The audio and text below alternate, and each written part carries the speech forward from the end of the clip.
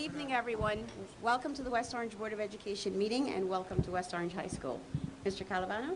Roll call. Mr. Charles? Present. Mrs. Ladd? Present. Mrs. Mordecai? Present. Mr. Robertson? Present. Mrs. Schwartzbaum? Please stand for the Pledge of Allegiance.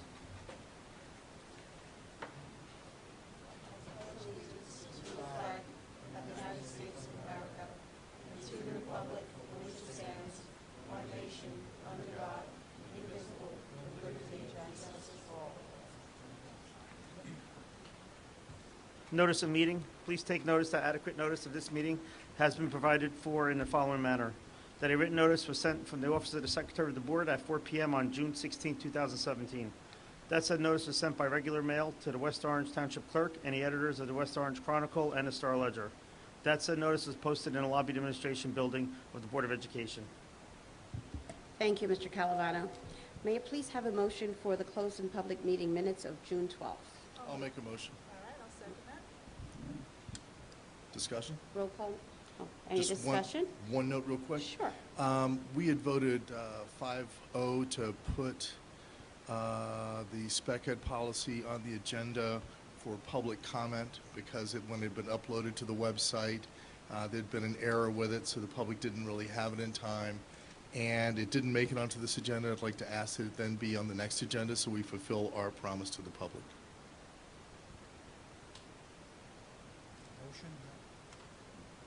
Well, the motion was already made to put it on the agenda and it didn't make it on there. So I can make a motion that what was supposed to be put on this agenda be added to the next one.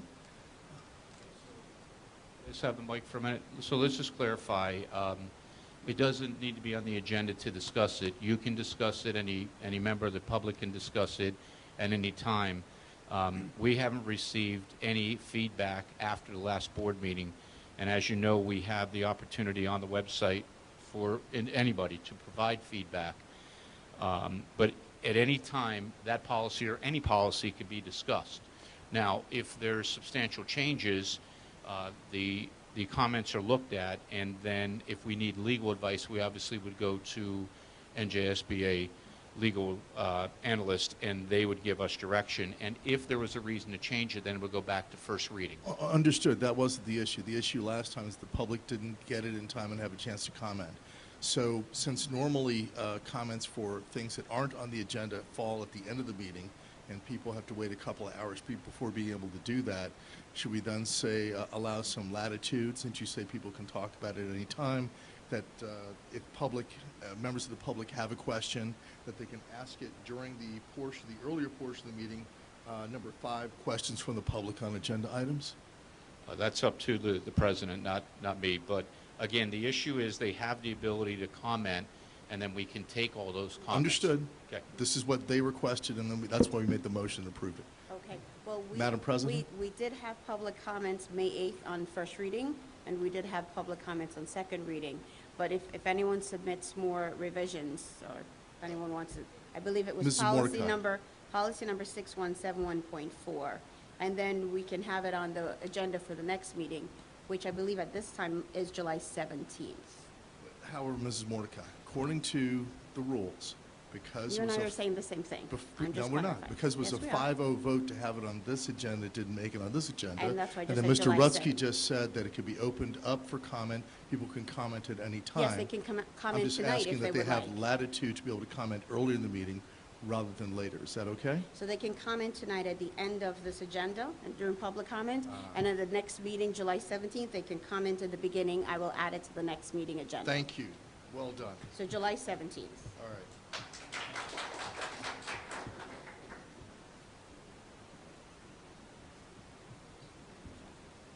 Roll call, Mr. Calavano? So we have a motion for the approving the minutes. All in favor? Aye. Okay. Mr. Rutsky, it's time for the superintendent's report. Okay, we have several presentations tonight. We're going to start with the Journalism Award, and we're going to move into recognizing the boys and girls track and field team. Then we're going to have some individuals, including myself, present their strategic plan. We're having our architect come in, Scott Dowie, and talk about the capacity assessment that aligns with the demographic study. Then we're going to talk about the preschool update. Then we'll move into, obviously, the public portion of the agenda. So I think the best thing to do is to have all of you move out into the audience because we're going to be using a PowerPoint for the strategic plan, and we'll be able to recognize the students while you're sitting in the audience as well. So I'd like to begin by recognizing Anna Favetta. If I could ask Liz Veneziano and Jennifer Dahl. Is Ms. Dahl here tonight? Great. Thank you. Come on up, Ms. Dahl. Ms. Veneziano, can you just come up as well? If you would just take a moment to describe the award, please. Anna Pavetta is the recipient of the Al Newharth Free Spirit and Journalism Award, which is given to one student in each of the continental United States. Anna was the first applicant ever from West Orange, and she received the award, and we were not surprised, but quite delighted. She just came back a couple of days ago from a week in Washington, D.C., where she experienced a life-changing event. She met 3 Pulitzer Prize winners. She participated in a Meet the Press recording and a number of other things that she said have given her an absolute passion for journalism. She's going to be one of the editors-in-chief of the Pioneer for next year, and I'm delighted to have her once again on staff.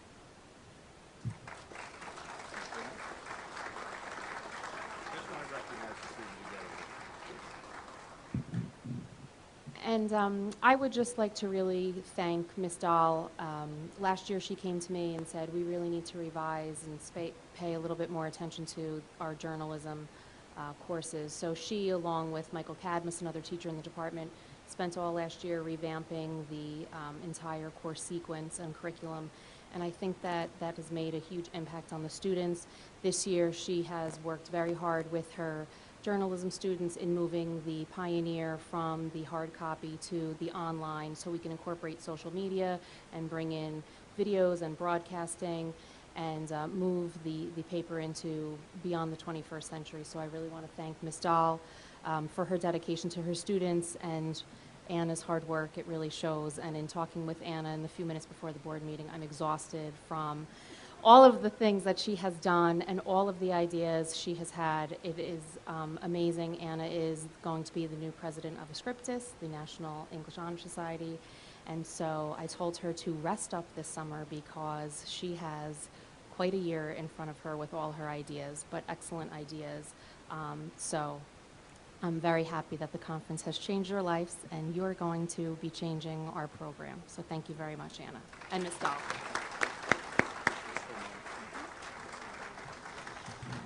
Can you just join me in welcoming and thanking Anna for the wonderful opportunity she's provided the district? Come on up, Anna. Sandra, come on out. Let's get a picture. Come on out.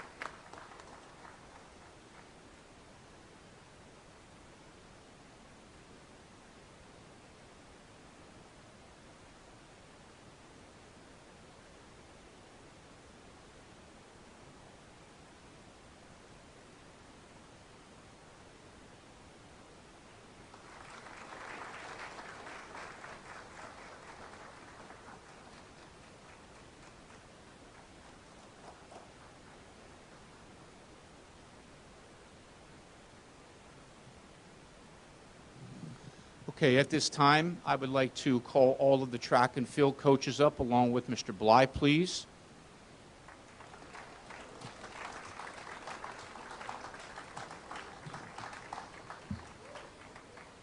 You can just stand behind me, please. One of your coaches.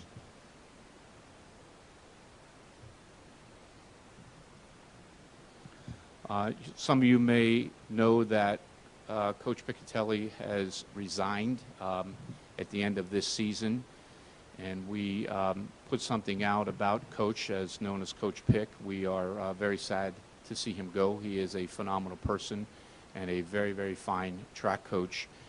We will be recognizing all of his accomplishments. He is unable to attend tonight, dealing with another event.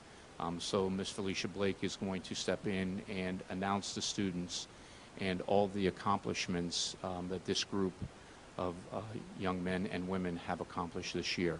Ms. Blake.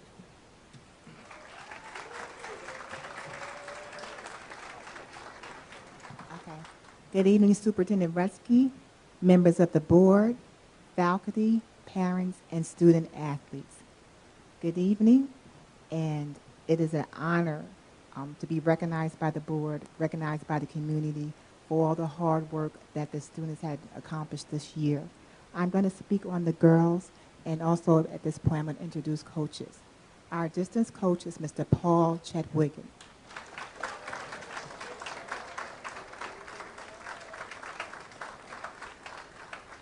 Discus and javelin coach, Melinda Lewandowski.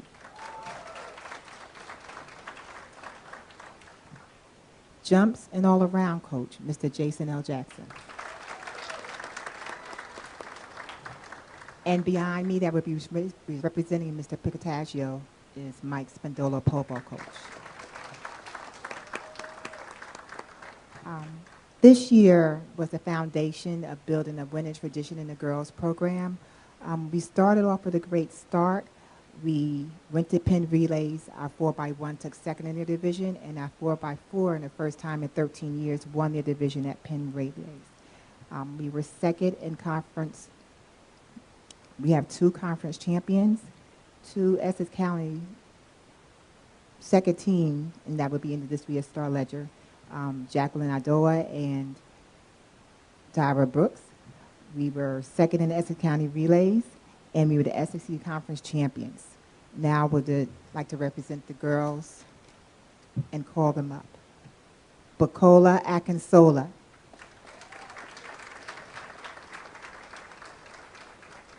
Maria Moa. Ayon Ashby. Tyra Brooks. Serena Caesar. Kayla Charles. Samara Charles. Rachel Izoma. Odalis Farrar Riviera. Anna Favetta. Danae Hill. Destiny Hunter. Bawilla Idris. Brianna Jackson. Francesca Jean Jacques. Dominique Lane. Lauren Mumford. Move up, son. Maxine Nexwa. Erica O'Doname. Karen O'Doname. Doreen Oliver. Daviana Phillips. Angeline Silviero. Monet Simon. Stephanie Urias. Abigail Vital. And Rihanna Williams. And Brianne Winborn.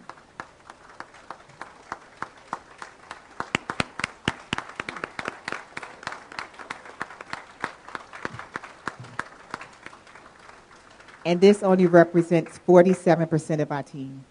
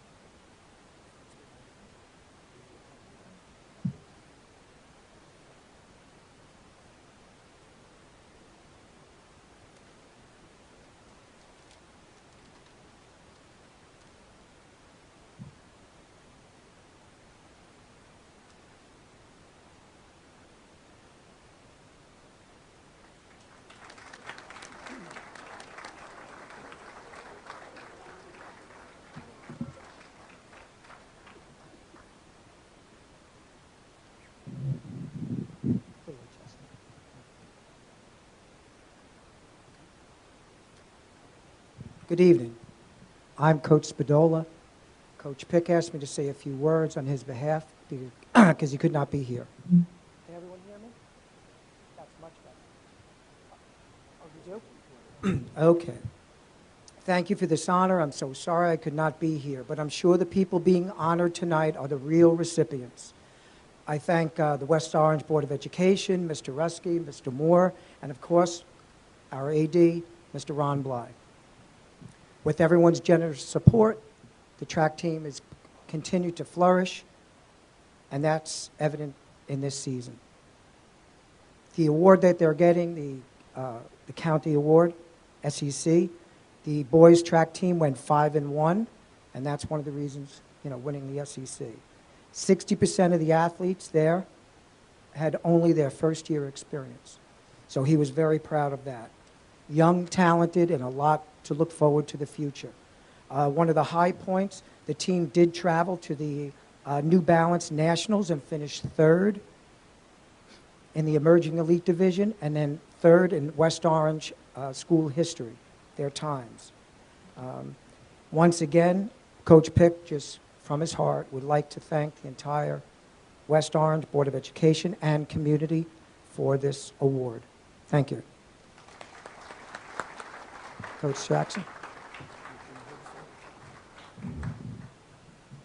I'll just be calling the student athletes up to receive their awards.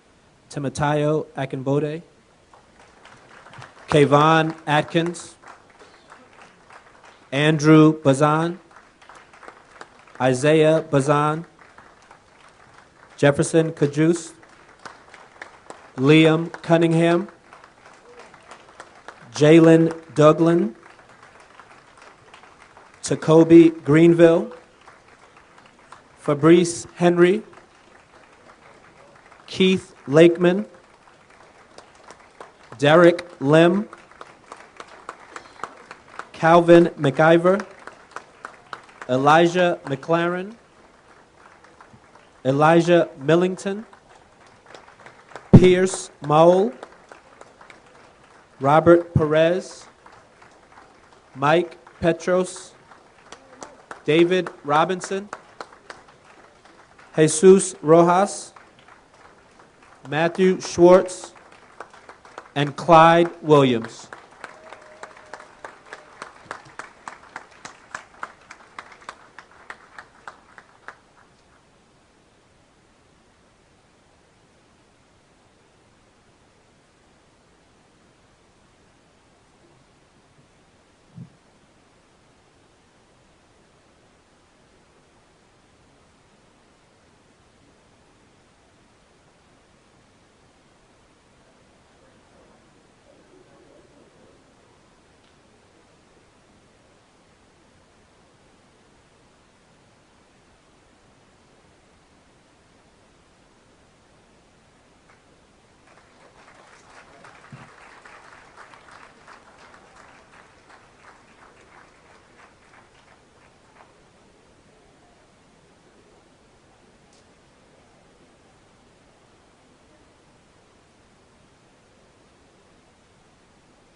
Coaches, Mr. Bly, thank you again very much. Students, all the parents here with the students, we're moving on with our agenda. We're just going to take a couple-minute break. You're more than welcome to leave. We know that you got important things to do, much more exciting things than listen to our strategic plans. So you're welcome to stay. Thank you again for coming. Congratulations. Okay, we're going to move forward in our presentation. Tonight we have the strategic plan presentation. Mr. Mendez, our assistant superintendent, is to my right, your left. We will be going back and forth with certain slides. We're not going to read slide for slide to move the process along. We're going to provide an update on the strategic plan year one progress. You'll notice that we have the board members listed. We're going to move right into our goals and areas of focus. Goal 1, 21st century learning facilities and program accessibility. Goal 2, readiness for future success. 3, holistic health and wellness. Parent, student, and community engagement is our 4th goal. I do want to recognize that we're going to have some different individuals presenting as we move through the presentation. Kevin Alvine is our supervisor of phys ed and health. Cheryl Butler is our director of guidance services. Josh Krause is our food service director, and we have Perry Bashkoff with us, who is our communication expert. So with that, I'd like to turn over the first page, Goal 1, you'll see the objectives. Mr. Mendez, let's flip over. We notice the objectives, the overcrowding at the elementary school facility, improved district-wide safety, and researching grants. Now, some of this information, go ahead, next slide, please. You'll see at the top, we start addressing with the bars. The demographic study will be presented in July, at the July 24th board meeting. We're going to have a presentation tonight about our capacity assessment, how those two work hand in hand. The demographic study analyzes lots and lots of data to allow us to make informed decisions. The capacity assessment allows our architect to go into each of our buildings and determine the number of students who should be in the building versus the number that actually are in the building. We have a preschool presentation tonight, which is going to recommend the relocating of 6 preschool classrooms from Kelly to a new location within West Orange. And then our goal is to, the preschool plans have been included in the budget for next school year. Mr. Mendez, you want to talk a little bit about the next couple? Sure. Our next objective under Goal 1 was to update facilities to support technology needs pre-K-12. Those included smart televisions, one-on-one Chromebook initiatives, parent portal workshops that took place this year for parents to have access to their students' grades and assignments, and increased family communication, access to student work.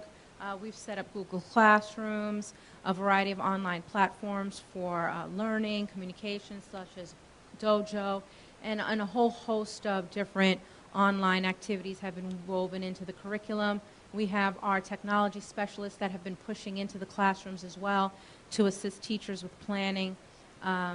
Over the summer, there are 38 summer workshops for Google Boot Camps that are set up for our staff, and even partnering with other districts for those who want to attend, since we have transferred over to Google.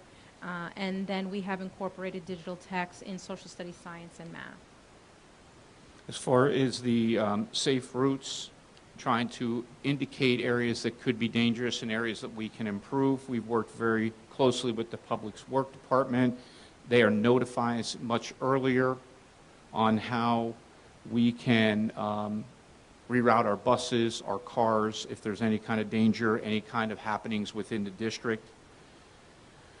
Certainly trying to encourage more students to walk, but making sure that the routes are safe. That will move into our health and wellness.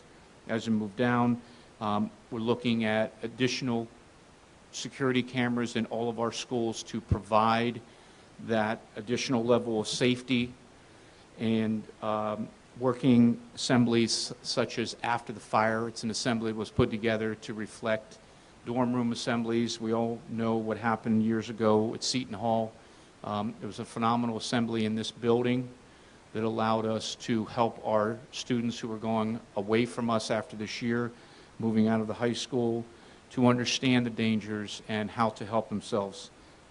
Very educational piece that went on. And then lastly, and a real compliment to a lot of people, to the reworking of Gregory Elementary School.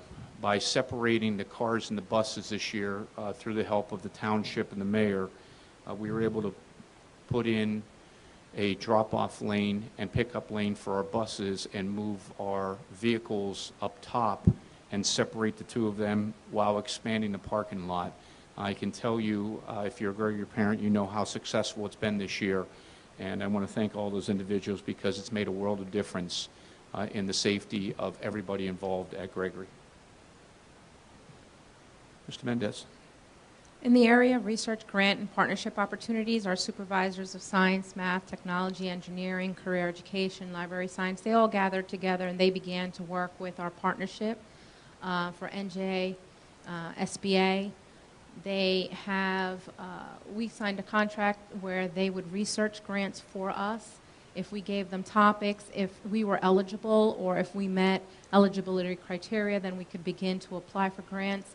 If they were small in nature and our staff could make those applications themselves, then we could do so. If they're larger, then NJSBA, their team would assist us. So what they did was they first obtained a list of all of the grants that we were interested in by category, specifically to consider our STEM goals first. We partnered with the West Orange Educational Foundation because a lot of the eligibility read that we had to be members with or partners with the 501c3. So we've partnered with them to begin the grant application process. So in collaborations with that office, we've created a template of letters that will go with the grants that we apply for so that we could apply to multiple grants at once. And we are also, in addition to STEM, investigating the preschool and early childhood grant opportunities. Just before we move off of this goal, one really big piece that we are still finalizing with the township was the addition of a traffic signal at Lakeview Drive, Alicia Drive, and Pleasant Valley Way. We are anticipating that traffic signal to be installed sometime during the school year next year, hopefully before the winter time. We're working with the township, who is working in hand with the county to get that done. And if you've tried to pull out of there, when students are trying to pull out of there, I think we would all agree that that is going to be a real benefit when it comes to the safety of that area, specifically to our students. And I'm sorry I admitted that, and I wanted to make sure that that was an important piece that we were able to accomplish this year.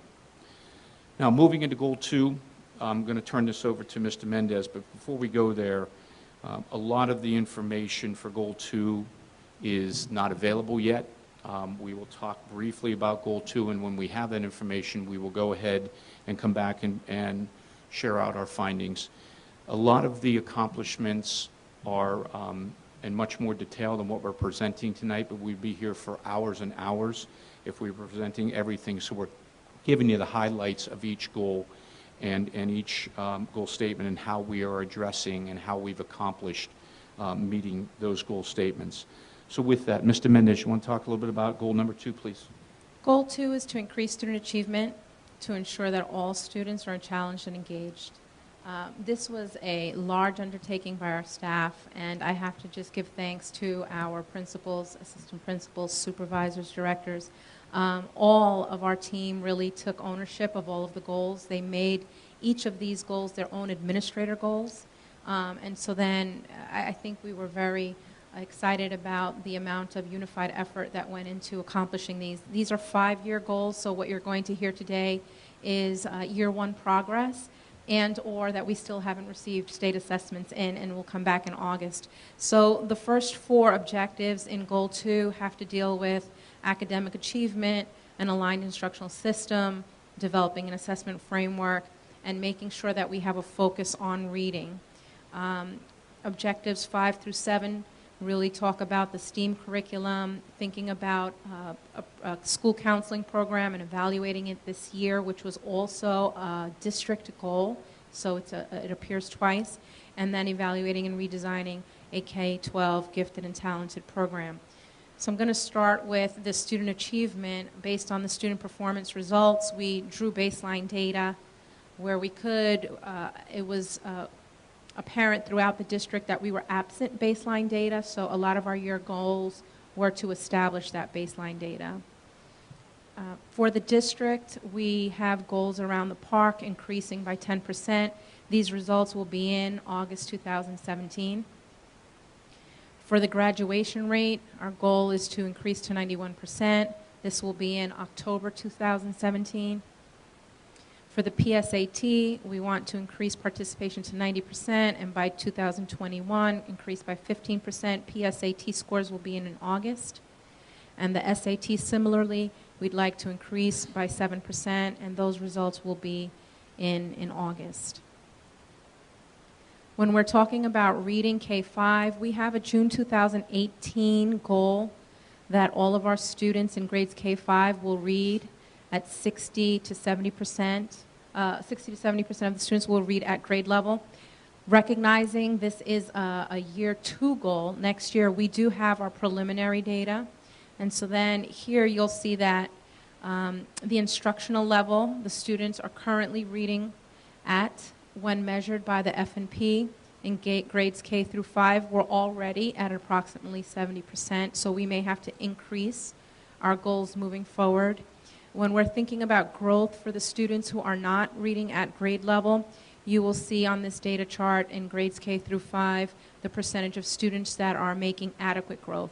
So what do we mean by adequate growth? Fontes and Pinnell says, for example, that a kindergarten student from the beginning to the end of the year should grow at least 3 reading levels. So in prior years, we may have defined growth as a level, and now we're setting expectations. What does growth look like? We're defining growth, and we're saying at each grade you have to grow a minimum of. And so then here are our results thus far, and we may increase the goal moving forward. In the area of ELA, English Language Arts, 6 through 7, I don't know why that's not coming up, but what it says is that we were going to revise our benchmarks, and we were going to administer the benchmarks October, January, and April. So these next 2 goals run concurrently, ELA 6-7 and 9-12, with our goal to adopt a benchmark assessment framework. We said we know we are looking for an assessment framework.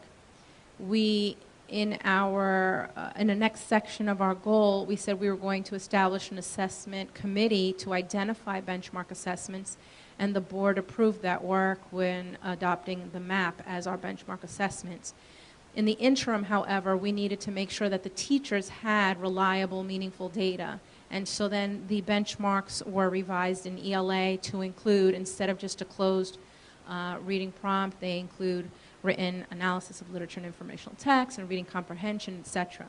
And so here we can see how our teachers improved, or how our students improved, but not only the improvement in benchmark from 48% to the 71% for grade 6, or 70 to 79% in grade 7, you also see that our data is now giving us the areas of strength and struggle points where we can really focus in with teachers to say, how are we going to work with small group instruction? And that's what we're looking for from our data, not just percentages of proficient or not proficient. We're looking for specific strategies and things that we need to focus in on. Another goal for ELA was to align to the state mandate. All curriculum had to be rewritten for ELA to align to the new standards, and so all curriculum for ELA 9 to 12 has been rewritten. It will be presented to the board in August along with a list of curriculum. These include college courses, college prep, honors. Each unit includes performance-based assessments. This is critical.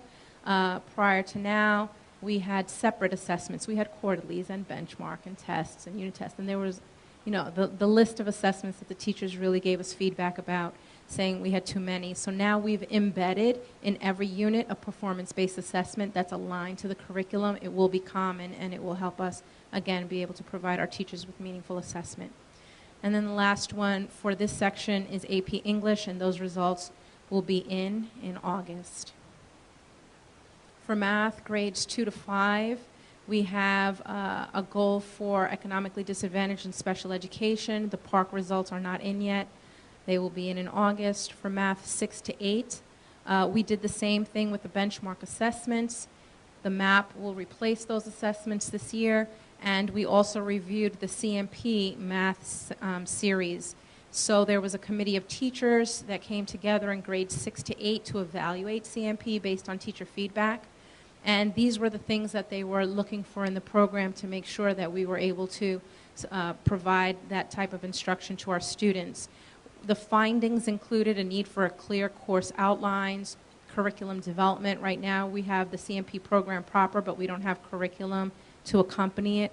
So they began to write that curriculum, identification of supplemental material, and a lot of professional development was the feedback that they needed consistent professional development. So a training schedule has been set up.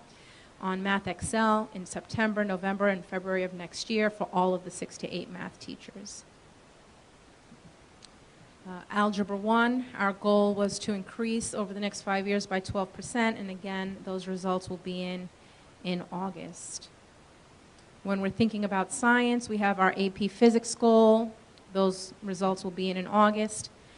When we're looking at social studies, this is new. We had DBQs implemented, and we're really looking at how students are able to analyze nonfiction text or primary sources, and we wanted them to score 3 or higher. And so these are our first results. We're improving. Our goal is to have students, 80% of them scoring at 3 or higher. Our 7th graders right now are about 61%.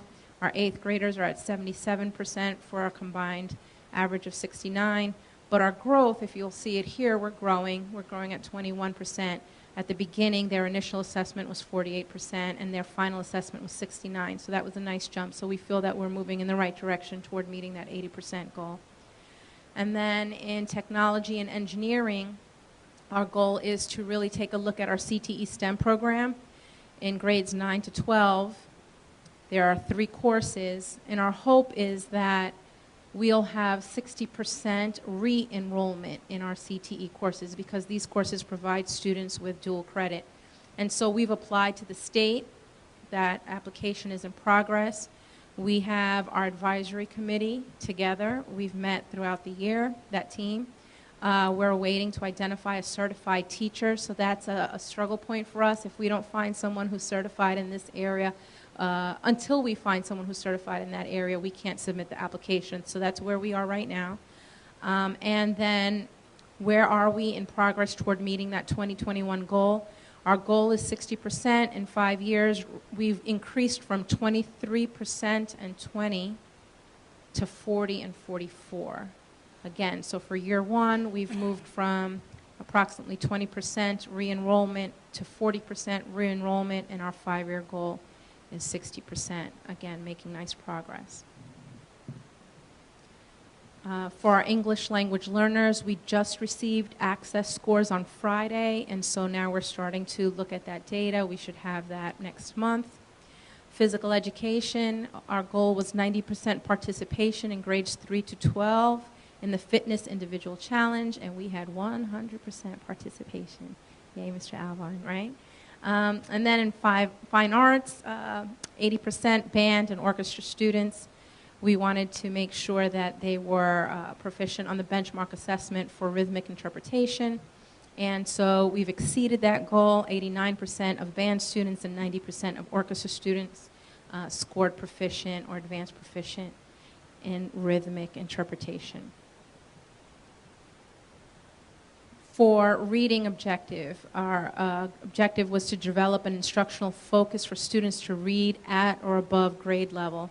And so then here is a list of things that we have accomplished this year in the area of making reading a priority. And I'm going to highlight one, establishing a clear structure for Reader's Workshop block through instructional rounds. So our team, Denise DeMartinez, Julie DiGiacomo, principal, did a phenomenal job of working with our kindergarten and first grade teachers. What they did was one school at a time, all of the K teachers went down to Mr. Giacomo's school, and they sat down with the reading specialists. They went into classrooms. They observed the reading workshop. They talked about the different structures. They talked about instructional strategies. Then they went back into their buildings and practiced them, and their principal supported their work. And so then the rounds process has been very, very fruitful, and we're going to continue that next year. They have identified that they'd like to move forward with writing. So all elementary schools, K-1, went through to visit the classrooms that we found to have really strong instructional practices, and then we'll do that in subsequent schools as well, because we know we have great instruction happening more than just one school. I just want to take a moment to thank Mr. Giacomo and the K-1 teachers at Mount Pleasant. It's a lot of work when you do instructional rounds, and they hosted so well, and they were so humble to have everybody come in and learn. and work together and collaborate, but it really is a lot of work on their part, so I want to thank all of them and all the reading specialists as well, who made it a priority, because this is one of the most important pieces we can do to improve instruction, our instructional rounds.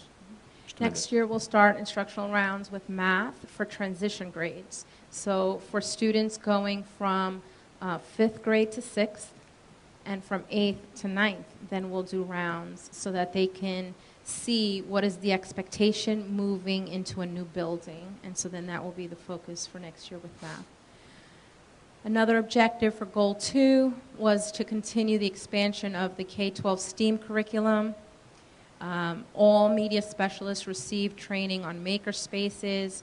We had many visits to Orange High School, New York City Foods and Finance High School, to Harrison High School to look at the kitchens and to consider the culinary arts classrooms and best practices. And a lot of our supervisors are members of the MUJC STEAM Committee. And so with that said, we've begun to partner with many universities. We've had partnerships and we're adding to that. So we have partnerships with NJIT, DeVry, Fairleigh, Berkeley, Hudson, and Montclair. And we're making sure that we're developing programs here where students can get credits and have the dual enrollment opportunity. We've also established a 6th grade STEM committee to discuss the piloted 6th grade STEM courses. We've rewritten curriculum for that 6th grade STEM course. It will be presented again to the board in August. There's a STEM committee in place for 7th to 8th grade STEM electives next year because we are bringing STEM into 7th and 8th grade next year, and that course will be written this summer. We're interviewing for potential STEM teachers now. So there's been a lot of work done in that area, coupled with the grant opportunities that they're researching. We look forward to the fruit in that area. All of our 6th to 8th grade classrooms in science have fully transitioned to the next-gen standards. And so we see the integration of the engineering components, which was a part of our objective. We have a 45-day STEM elective introduced, a new one to the 6th grade. We're screening the candidates for 7th and 8th grade, and the board approved our new elementary science program, K-5. And lastly, we are putting together an instructional team that will consist of teachers from different disciplines to evaluate STEM classes and plan on the expansion of more STEM classes at our middle school. The next part of Goal 2 is to evaluate and develop a comprehensive school counseling program for students in pre-K through high school graduation. This was a very big piece of Goal 2, and it's also a district goal. So Cheryl Butler, our director of school counseling, will present on her findings with the evaluation of the program. Good evening. This past year, we spent quite a bit of time trying to develop some baseline data. We had initially, when we began the process, we realized that there was really very little baseline data, and so we wanted to take a look and see what we needed to do to improve our current school counseling program. Using the American School Counselors Association models, we began to we established an advisory council at each grade level and began to take a look at our program. We first started off by taking a look at our mission, vision, and belief statement. Was there one? And if there was one, was it consistent with our current Board of Education, the West Orange Board of Education mission and vision statement?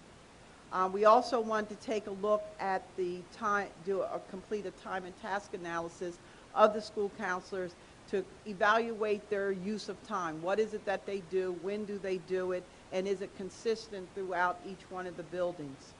We also needed to complete an audit of our school counseling program, and this audit was conducted by using the American School Counselors Association's framework, and just to get a feel for what our school counseling program had to offer. With all of those components, we were able to make some determinations as it related to the strengths of our program and areas of focus. The our mission and vision statement, you're provided with it, and it's also included here in the PowerPoint. I don't want to read through it, but what we did was develop a mission and vision statement that's aligned with our West Orange School District vision and mission statement as well.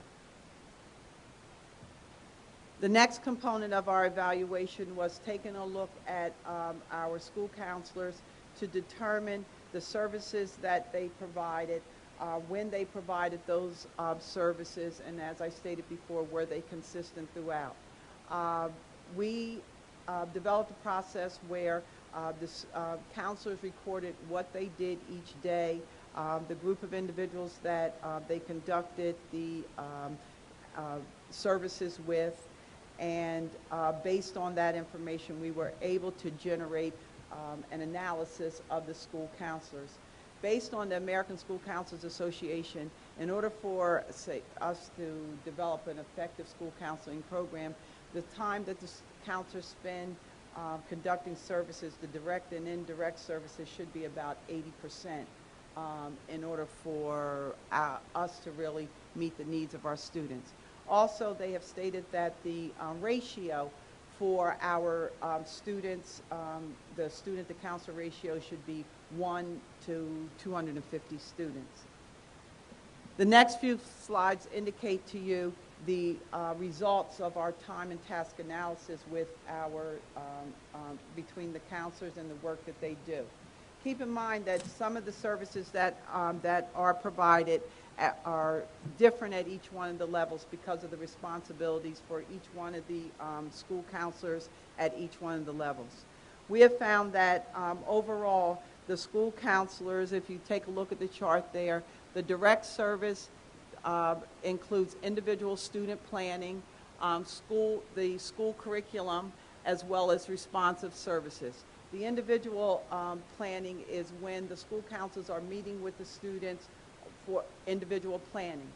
It's a one-on-one meeting, there's small group meetings, and it's a reflection of that.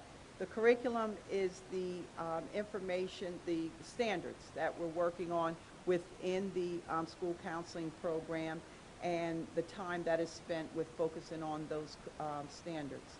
And the responsive services are based on the needs of individual students or even groups of students. Those are the individual counseling sessions, the small group sessions, any consultation that may take place between a parent, a student, and involves the teacher as well. The non-school counseling tasks are those services which include that the testing.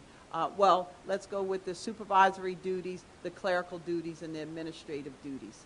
The supervisory duties might be assisting with in the lunchroom or with bus assignments.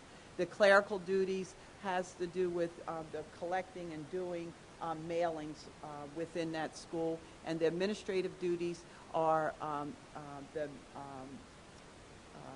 developing the master schedule.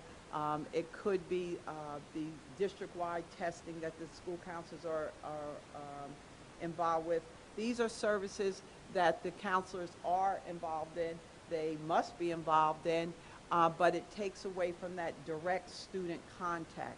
So spending time doing those takes away from that direct student contact. On the next few slides, you will see some of the findings. We have found that at the elementary level, there's one counselor per student at each one of the elementary levels, and with that, Sorry. okay, that definitely exceeds what the American School Counselors Association's expectations is for an effective school counseling program. As you can see, I took a look at each one of the schools, and at each one of the schools, there's one school counselor assigned at the elementary level, and these are the numbers, as you can see, that reflect the numbers of students that the counselor is responsible for addressing at each one of those schools. At two of the schools, they do have an assistant principal, which takes on, that's at Gregory and at Redwood, where they take on some of the responsibilities that many of the school counselors in the other schools have to complete. So it's taken away, some of those services take away from the direct services to our students. Overall, the average of direct and indirect services that the elementary counselors do provide with our students is about 77% of the time that they're able to spend with the students with the direct and indirect services which impact the students directly. At the middle school levels, the ratio is about what the American School Counselor Association has stated is the average. It's the 1 in 250, and as you can see, there's one counselor, and each one of the counselor has approximately that 250 students. We have also found that at the middle schools that 82% of the time approximately, they have had an opportunity to provide direct and indirect services to the students, and a smaller amount of time has been devoted to the non-counseling services at that level. At the high school, we have a total of 11 counselors, and as you can see, the ratio, the student to counselor ratio, is much lower than even what the standards require, the American School Counselors Association standard is. At the high school level, the counselors are able to spend approximately 82% of their time on providing direct and indirect services to our students at the high school. Also within the school counseling program, we have 3 SACs, student assistant counselors. 2 are assigned to the high school, and 1 is assigned to 2 of the middle schools, Roosevelt and Liberty. At the high school, what we do, we divide the population of students in half, and the one SAC is responsible for, has a caseload, and the other counselor is assigned to a caseload as well. They respond to services to our students on an as-need basis. They are able to spend much more of their time, as you can see, with the direct and indirect services for our students. They spend quite a bit of time with that one-on-one small group instruction on an as-need basis for those students. From the information that I have just reviewed, we have found that the strengths of the school counseling program does fall in the average area that the American School Counselors Association has uses as their basis for determining the effectiveness. The school counselors spend an average of 80.5% of their time on direct and indirect services to our students. That's the average between the middle, the elementary, and the high school. Also keep in mind that even though our average is at that 80.5%, that the responsibilities of the counselors or that services may vary from counselor to counselor depending on the needs in that building, in a particular building. Some of the strengths that we feel that exist within our program is that they provide lessons, the school counselors, especially at the K-8 level, that address the social and personal needs of each one of the students. And at the grades 7 through 12, it's more of the academic advisement concerns, the lessons that are incorporated. At the 6th through 8th grade level also, many of their lessons are on that personal and social needs as well. Also, in grades 9, 10, 11, and 12, the students do receive a transition plan, and the tool that we use is Naviance.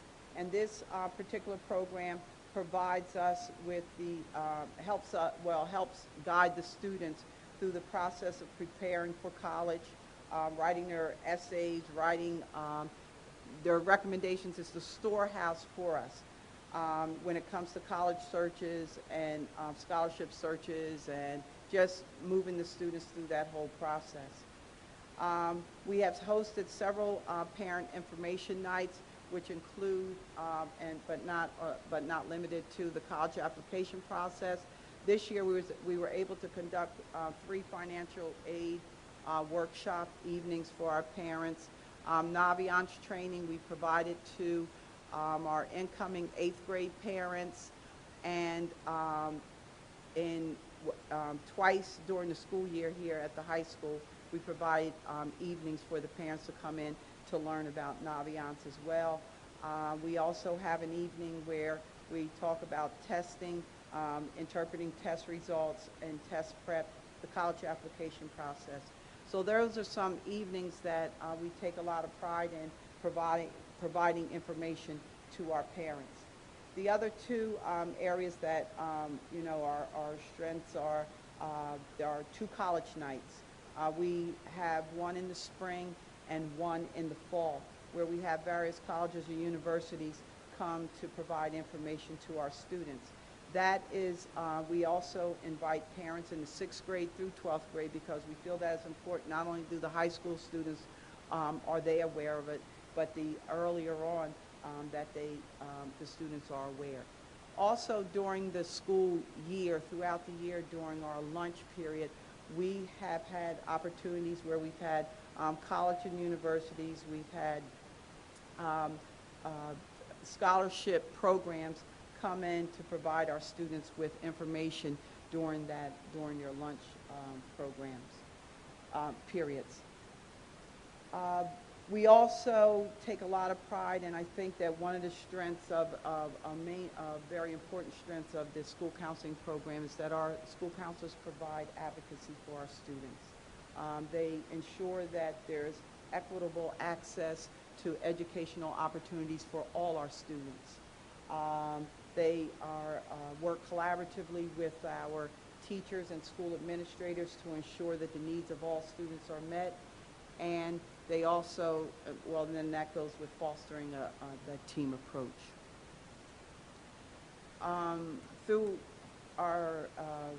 Throughout the evaluation this year, there's a couple of areas of focus for us as a school counseling department.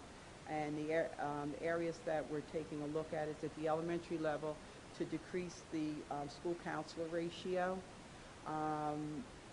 to increase and hopefully increase the amount of time the school counselors dedicate to the direct and indirect services that directly impact student performance. We had noticed that through our evaluation process that there was a direct correlation between the student-to-counselor ratio and the direct and indirect services. At the secondary level, we want to take a look at the time and task analysis once again, and structure the time spent on direct and indirect services to include, and not only include, but to measure how their services impact student performance. That's something that we really have not taken a look at, that we do not have the data to take a look and see is what we are doing as school counselors really working.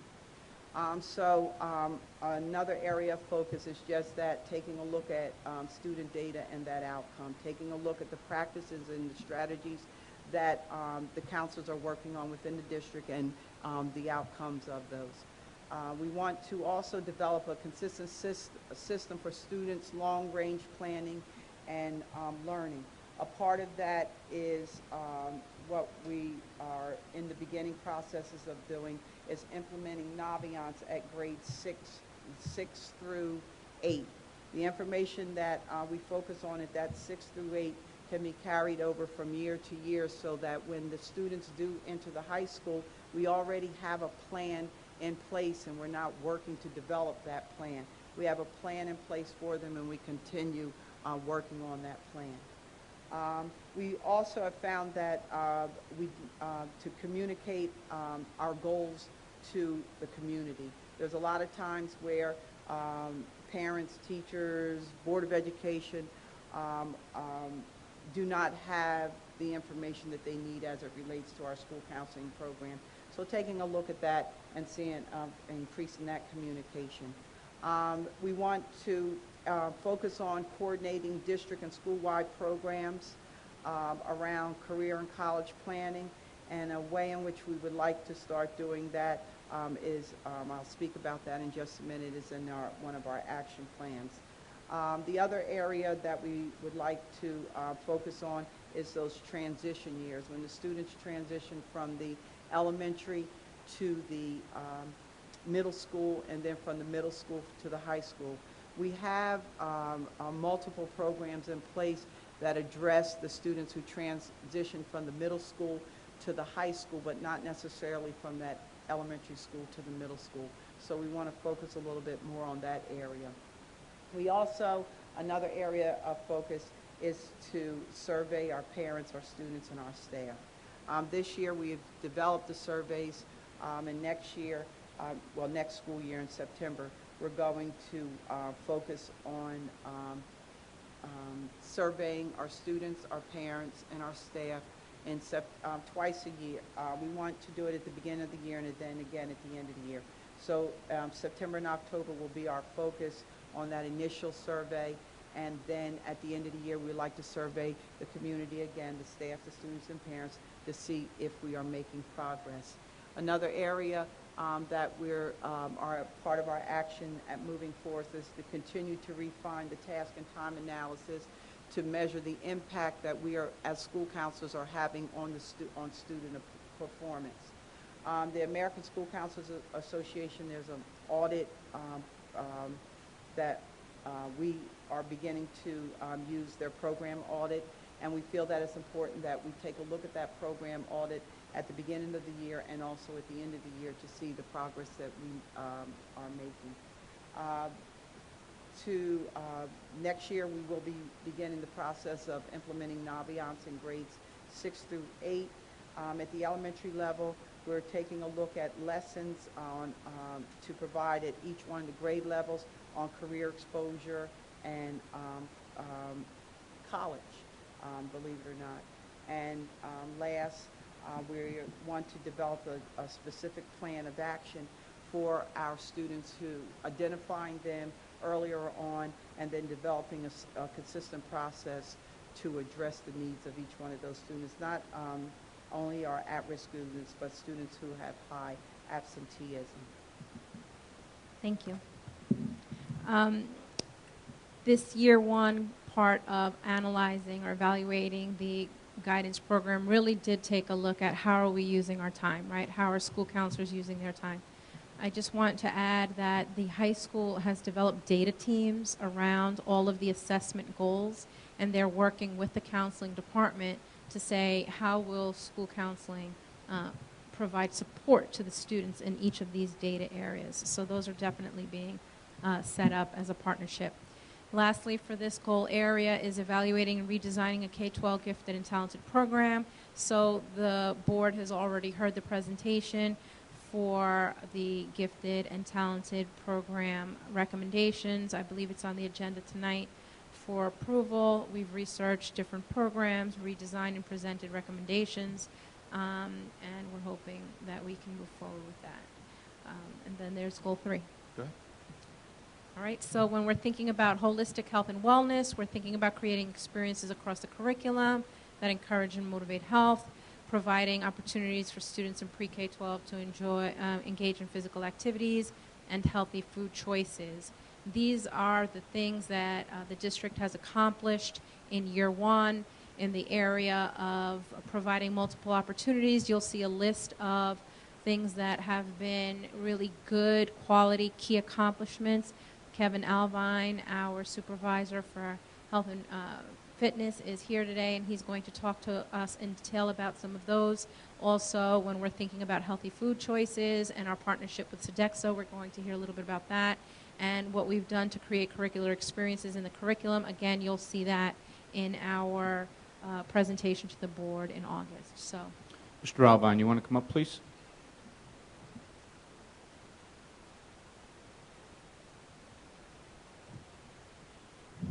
Good evening, everybody.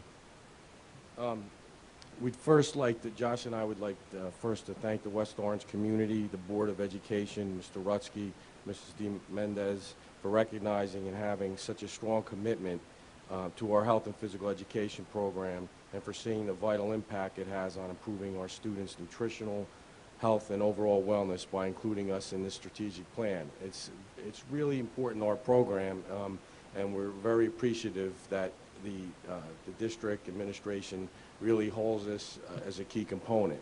You don't really see that in a lot of other districts, so we're very appreciative of that. This school year, we've addressed the following towards our part of the strategic plan. I guess if we go to the next slide.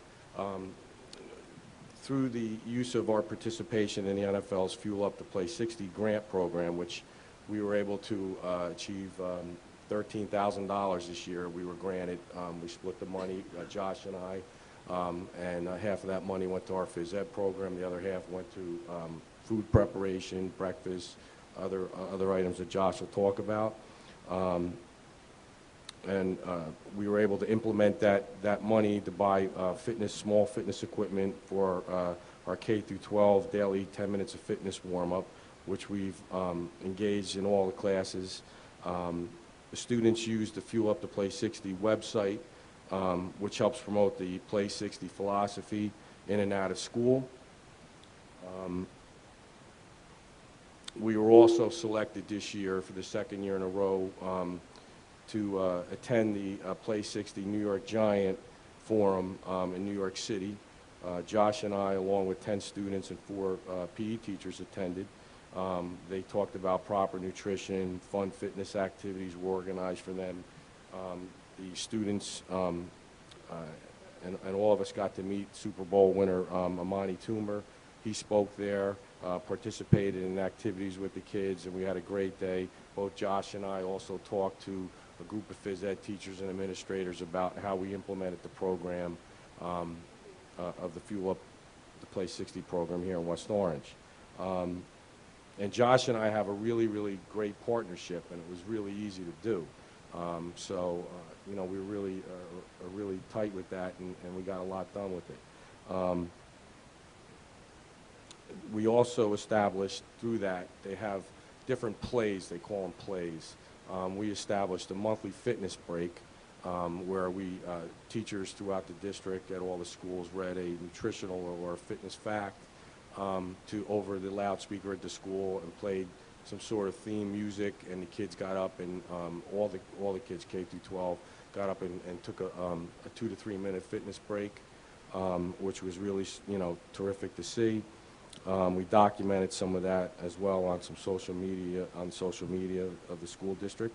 One other thing also that we used some of the money was for the district skill combine. It was an idea that I came up with a couple years ago during the month of March. To parallel the NFL scouting combine, we used a lot of the same philosophies that they use to teach the kids about agility, about balance, coordination, power, reaction time, muscular endurance, speed, and let them really relate to it because it's so covered by the media, and the NFL Network does a big thing on it. So we just wanted, not only because of football, but all the sports use these skill-related fitness components. If the video works, we also put together, I try to put together every year a couple videos or two just to really promote the phys ed program. This year, in conjunction with TV 36, we put together one under the skills combine if this works. And all this information is on our district website. I try to update that regularly.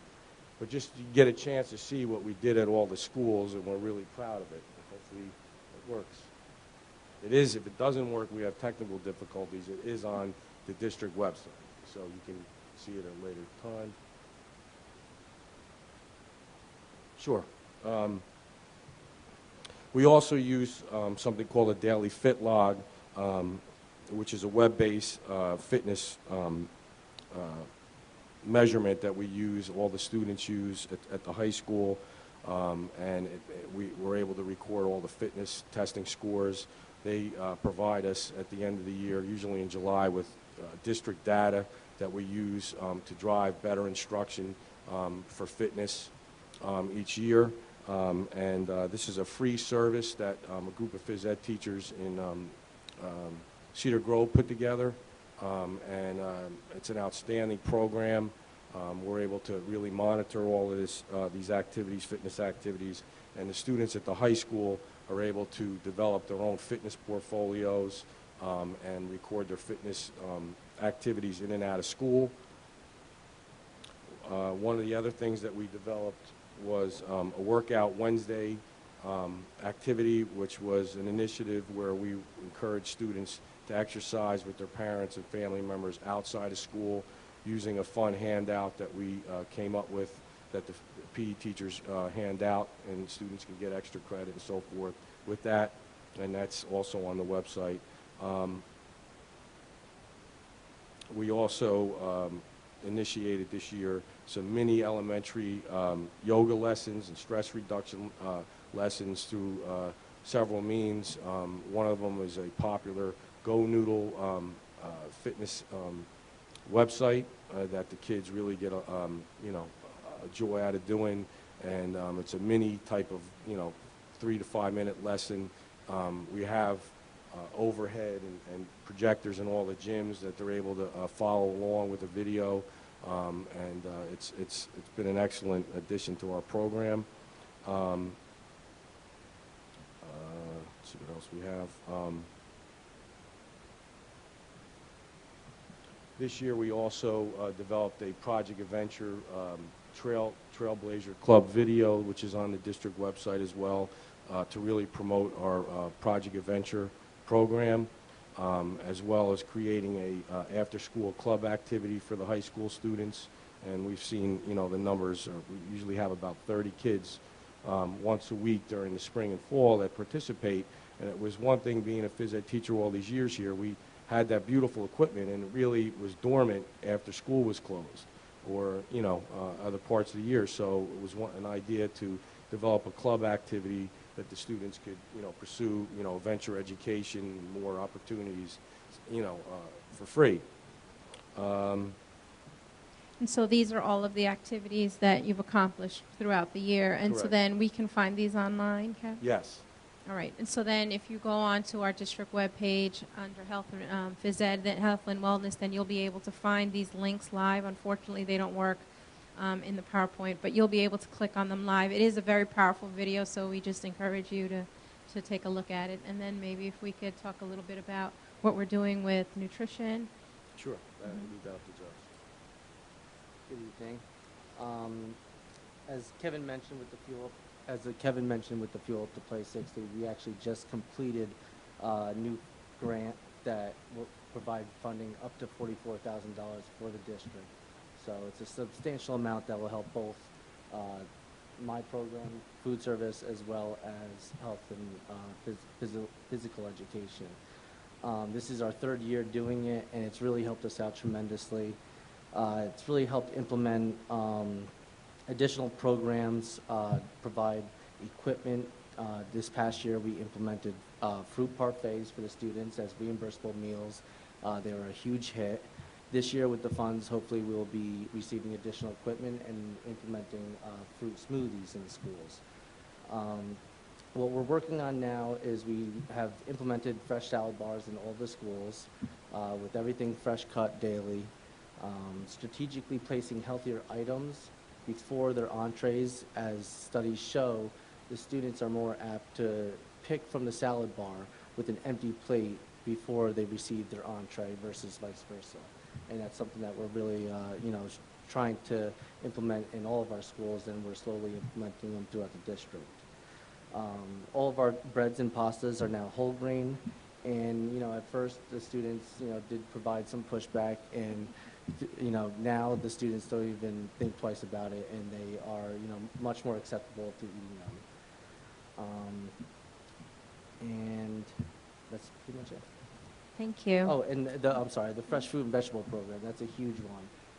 in Washington Elementary, and then later on throughout the school year, we received it at Hazel Elementary. It's a fresh fruit and vegetable program. It's a state-funded program where the students receive every weekly fresh fruit and a fresh vegetable. For Hazel, since we received it later in the year, and it was our first time receiving it, we actually did it 3 times a week, and the students absolutely loved it. Providing, it could be anything that they are normally eating, from tomatoes. A few times we pulled in dragon fruit, and to see the kids' reactions looking at this like odd-looking fruit and vegetables, you know what I mean? It was really intriguing to see, and really good for the students to learn about these fresh fruits and vegetables that are vital and to our nutrition. Thank you. Thank you. Thank you to Kevin and Josh. They're really partnering up to make sure that we're providing holistic health and wellness to our students.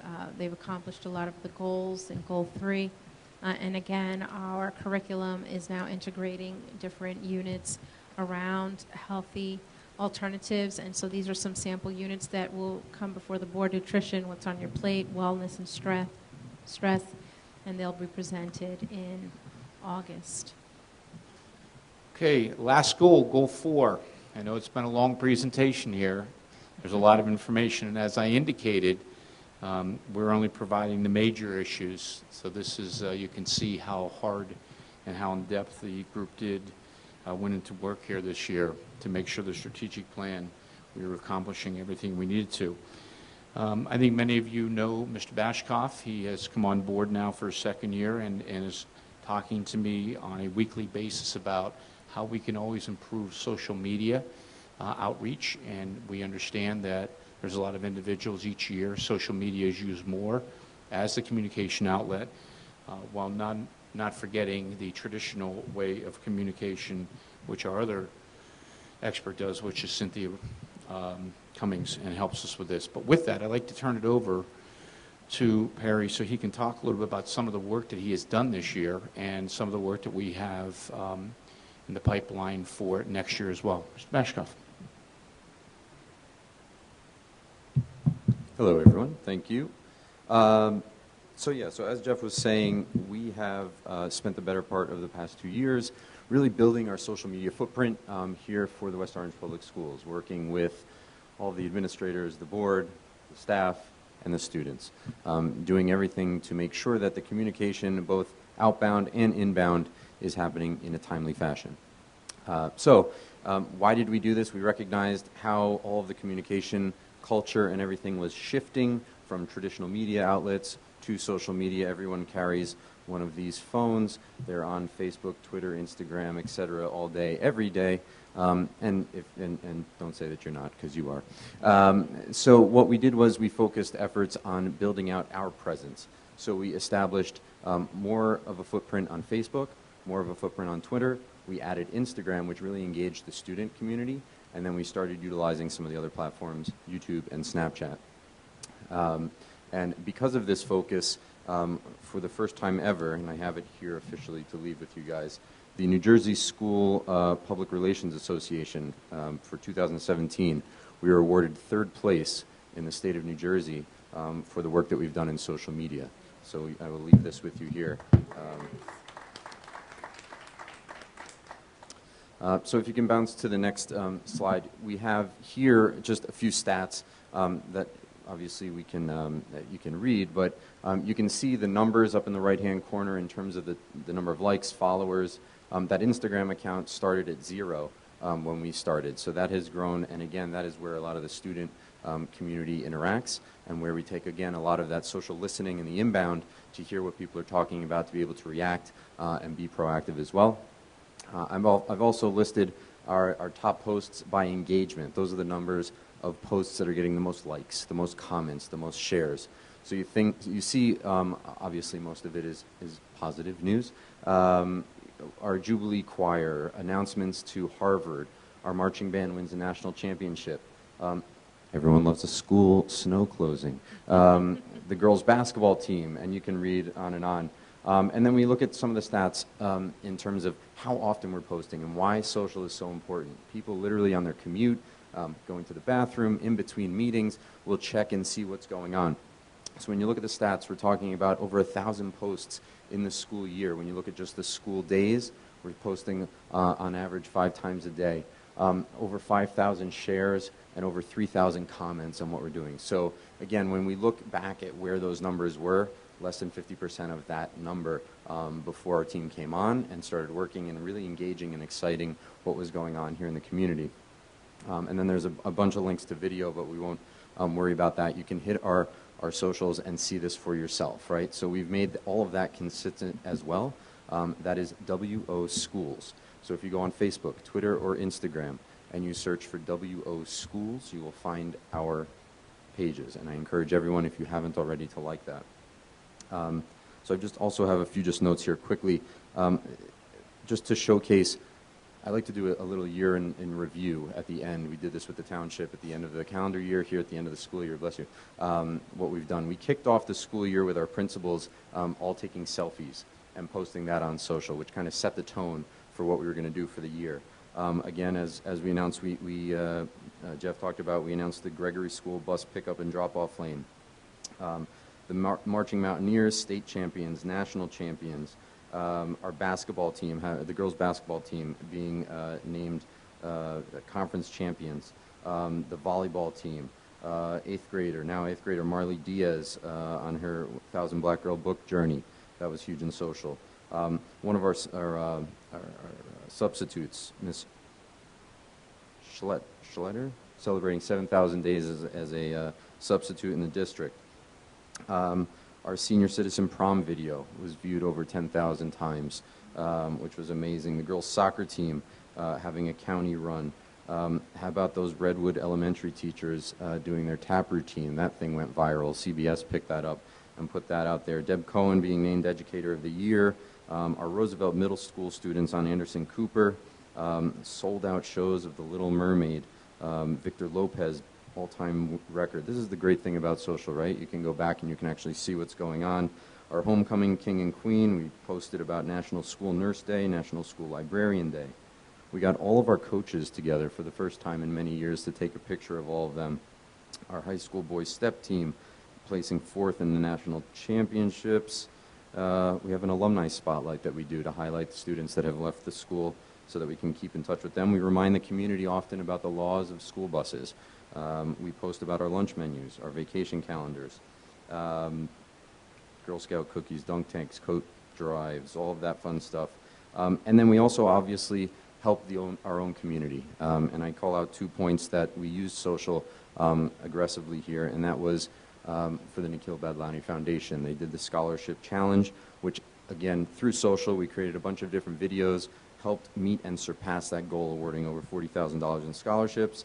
And then just recently, unfortunately, when one of our families lost their home due to a fire, we used social to get out into the community, and the community really stepped up to do that. And then we had a little fun. We used the drone to make sure that all of our schools are represented really well, and even just last week with the graduation, being outdoors for the first time in a while, taking an overhead picture. So it's been a fun year, a fun 2 years. I thank everyone for their help, participation, and I encourage everyone to continue the communication, continue the conversation on social. Again, it's WO Schools, and we'll see you out there. Thank you, Perry.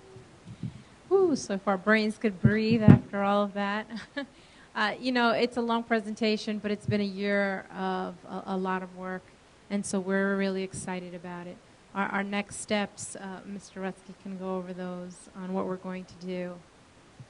Sure, thank you. So we have a lot of work to do this summer. We have meetings set up for this week with our administrators, and we have meetings set up in the latter part of August. We'll use a lot of that time to really talk about our administrative goals for next year, our drive for next year, and everything is aligned to the strategic plan. Whatever we're doing is aligned to the strategic plan, unless there's something that is really needy out there that for some reason is not aligned. But we will then, once we get the results in from that information from Goal 2 that we do not have, we'll come back and just present that information, let you know where we stand as far as our accomplishments, and then reevaluate with what did we get accomplished and what did we meet as far as the goal that wasn't a goal for this year. And we have surpassed some of our goals for next year, so we're going to go back this summer and rework that because we've already met it. So we're going to set the bar a little bit higher. So there's a lot of work to do, and then we'll be coming back to the board in August and discussing the new strategic plan and getting the worked up strategic plan approved again. Okay, with that, Mr. Mendez, I want to thank you as well. I know you thanked all the other administrators, all the teachers, all the staff involved in it. You did a phenomenal job on this year. I want to thank you for the really dedicated work. You walked into this day one, and I remember what that was like having this conversation with you. So thank you very much for that work.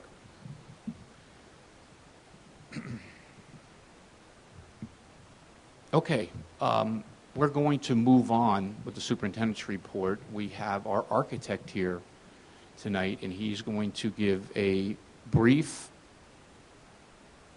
overview of what the capacity assessment is as far as in how it aligns to our demographic study that has been completed. We'll be presenting the demographic study at the July 24th board meeting. And in doing so, the capacity aligns with it, and architect will be getting out to the schools, and I'll let him explain exactly what's going to happen. I'm sorry, this is Scott Downey. Good evening. So, yes, as was mentioned, we're about to kick off this effort. We will be making visits to each of the schools. School capacity is, building capacity is not an absolute figure. School building capacities change as programs are changing and special instruction needs increase or decrease. Grade assignments change. So we will be meeting with each of the principals. We will be touring each of the schools, including looking at portable space and other things that are on some of the campuses, the intention of which is to establish the current educational capacity in each of the buildings. We will also then be looking at program changes that might be under consideration that might impact capacity. From the earlier presentation, the pre-K changes at Kelly, the STEM initiatives are just a couple of things that might be examples of that. So we will be looking at those things, talking with the district to understand what they might be. And then we will also be assessing what I'll call an adjusted capacity. So if these programs were implemented, what would be the implications of those changes? And we will be integrating that information with your enrollment projections to understand how buildings may be under or over capacity, and then looking at options for how those might be addressed and or ways that capacity may dovetail with changes the district might consider in terms of grade changes or program changes throughout the district and the buildings.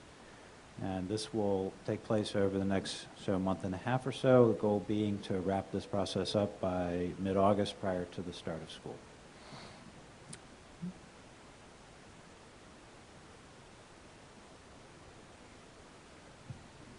Mr. Downey is much better at this than what Mr. Mendez and I are. Okay, if I could invite the board to come on back up to their seats.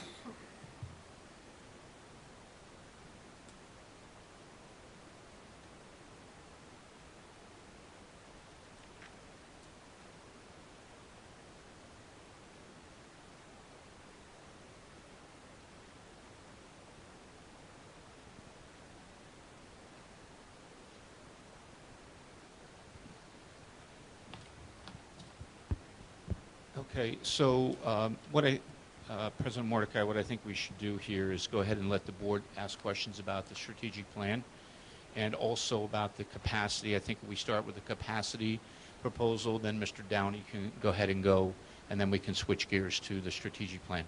Okay, that was my thought exactly, to start with Mr. Downey first, as his was quite brief. I guess I'll start.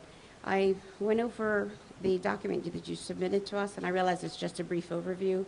And I have a couple questions on the second page where you talked about the capacity assessment. I was expecting one of your bullet points to include developments currently approved by the township or developments already started. Doesn't really say that. Ms. Mordecai, if I could address that, that's Sure. part of the demographic study. Okay. That will be coming from Mr. Grip. Okay. He has that document, so he As well. can look at what Okay. it is. So you'll incorporate that? Yes. Okay, and on the last page, I only have 2 questions. Page 4, there's a lump sum fee that's referred to, and there's an hourly fee, but your hourly fee isn't there. It just says $7.50 per work session or hourly, but it doesn't say what your hourly rate is. So the section I think you're referring to is the optional additional work that Yes. that can or cannot, depending on the board's preference, be undertaken. After you see the presentation on the demographer's information, the demographer has established a geographic mapping of all the attendance in the district. So that, coupled with the capacity information, often leads to a series of strategic sessions where we can be involved if you would like us to be, and that's what that cost per meeting refers to. I understand. So in that case, we would work with the demographer, with the district, to understand how changes in either grade alignment at the schools or mapping of sending areas, for example, might impact or relate to building capacity, and how that can be handled as efficiently as possible. Okay. And what is your hourly rate? It's not here. So I don't actually have the hourly rates in front of me, but the hourly Okay. rates are the same as the architect of record appointment that's already established with the district. There's no change there. Okay. Thank you. I'll have Mr. Calavano look that up for me then. Mr. Robertson? Just had one question. Given, while it certainly could be advantageous to have you in the meetings with the demographer, you're going to be reading the demographic study anyway and incorporating the insights from that and the projections from that into your recommendations, correct? Correct. Okay. Correct. Just wanted to make sure. Thank you. To the best of your knowledge, how up to date is the DOE's website as it relates to our capacity? So I don't know when the capacity information, which would be specific classroom assignments and things like that, may have been updated last. Typically, most districts, it has not been updated substantially since it was originally inputted. So one of the things that we will do after we do the survey at each of the schools is we will do that update to bring that information up to speed. Okay. Do you find that the functional capacity is usually equal to the educational capacity? No, actually, it's typically different. For those of you who might not be familiar, functional capacity is a term used by the Department of Education. The functional capacity in a building is calculated by the DOE's long-range plan website. The functional capacity, more often than not, is actually lower than the educational capacity, which is fine because the only purpose of functional capacity is that it dovetails into the calculation of funding. So the lower number actually works to your advantage in that case. The educational capacity is really the number we're more concerned about, which is kind of the number that you really need to understand in terms of how your buildings operate. The functional capacity is calculated based off the DOE models, which may or may not be a good fit for the way you run your schools. And it really is based more off square footage versus actual room-by-room usage, which is the way we're going to look at it. Mr. Charles? One quick question. Do most districts that you work with, do they opt in for the mapping? So you guys have already done the mapping as part of your demographer's process. The additional optional service there is really just for us to take an active role in the planning that would follow the calculation and the demographic effort. And that's entirely up to you guys. Some districts do that on their own. Other districts prefer to have us take a more active role. And that's the only reason that is offered there. Okay, thank you. That's all I have. Okay. Can we open it up for the public? Yes. Okay. If anyone from the public would like to come up and ask questions or make a comment as it relates to the capacity study, please come forward.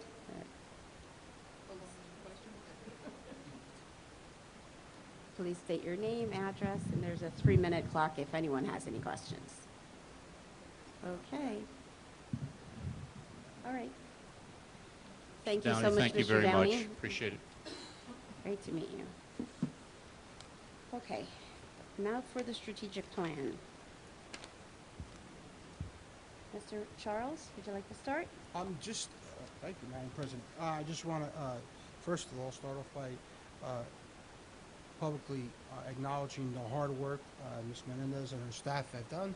It's a tremendous PowerPoint presentation, very thorough, maybe a little too long, but all the while that was good. I just have just two.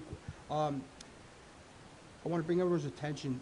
One of the safety things that were done that wasn't mentioned, so the public can know, was that CPR was actually done by some of the local elementary schools and PTAs for the lunch aids. So I know that Mount Pleasant, each of them were all trained in CPR. So there's something that I wanted to mention to the public because that always comes up.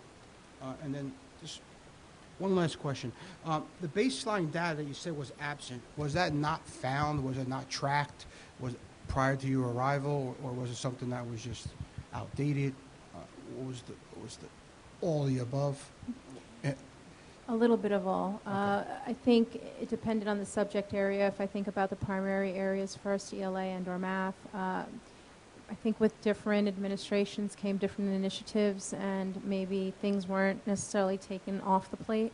And so then you had adding, and then you couldn't compare one year to the next. So Mr. Rutsky charged us with really taking a look at, well, what is everyone doing across the district? What is meaningful? Let's take things that don't belong on the plate off and only keep those things on that are relevant and meaningful to the staff. And so some of that data, when you compared one year to the next, it wasn't assessing the same thing, so we couldn't use it as baseline. I think that would be the most solid reason. Well, I just want to publicly acknowledge Mr. Alvine's and Josh's hard work and the increase in the large increase in the grant from the NFL. Maybe next year we can ask for more, double that, at our rate. That's all I have, Madam President. Thank you. Mrs. Lau? First, congratulations on exceeding many of the goals already set this year to the administration. Bravo, nice. I guess my comments really just, for the most part, focus on the guidance portion that we heard this evening.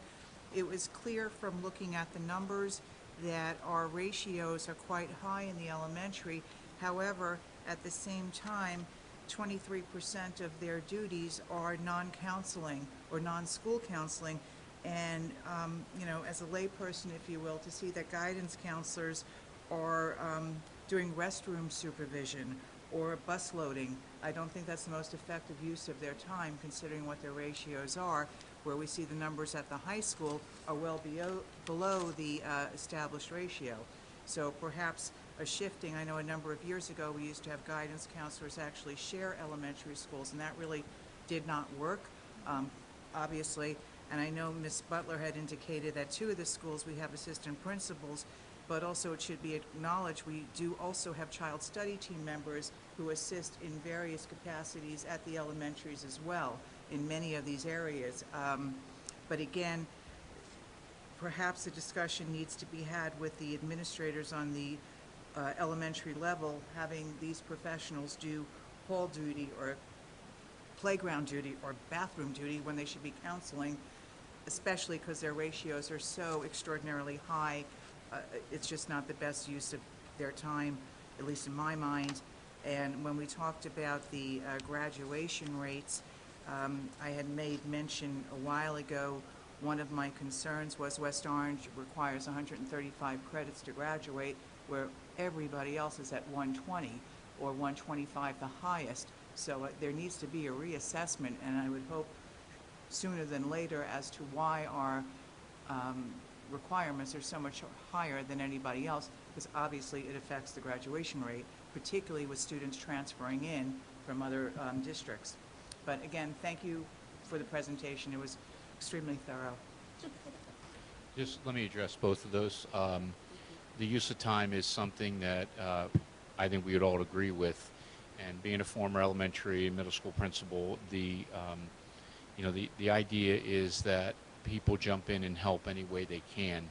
And sometimes it's not because they don't have something better to do. It's because at that moment that's what needs to be taken care of. So part of the study is critiquing time and task. And so now that we have that information, we can go back and create the action plan to really evaluate, okay, what are they doing versus what really is the priority? And that'll be this coming school year. That's the 17-18 year.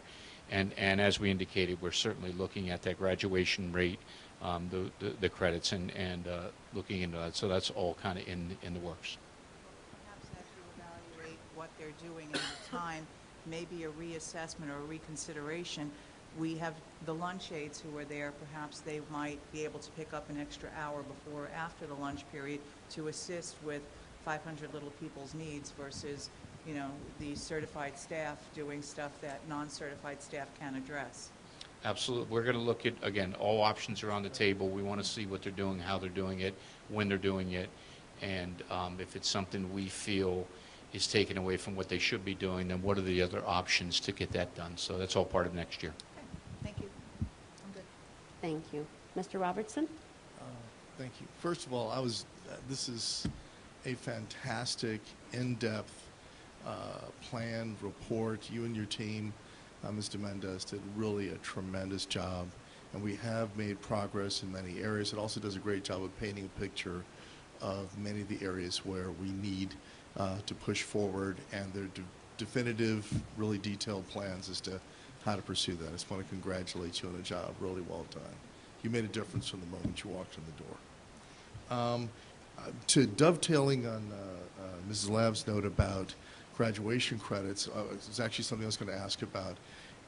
Mr. Rutsky, given as long as we are, and given that Milburn, Livingston, so many, so many other schools, so many top-ranking schools too, have the 120 credits versus our 135, and given one of our main goals has been to increase the graduation rate, as long as we're meeting the state requirements, which, by the way, the guidance does a great job of spelling out how the students' courses in high school align with the state requirements.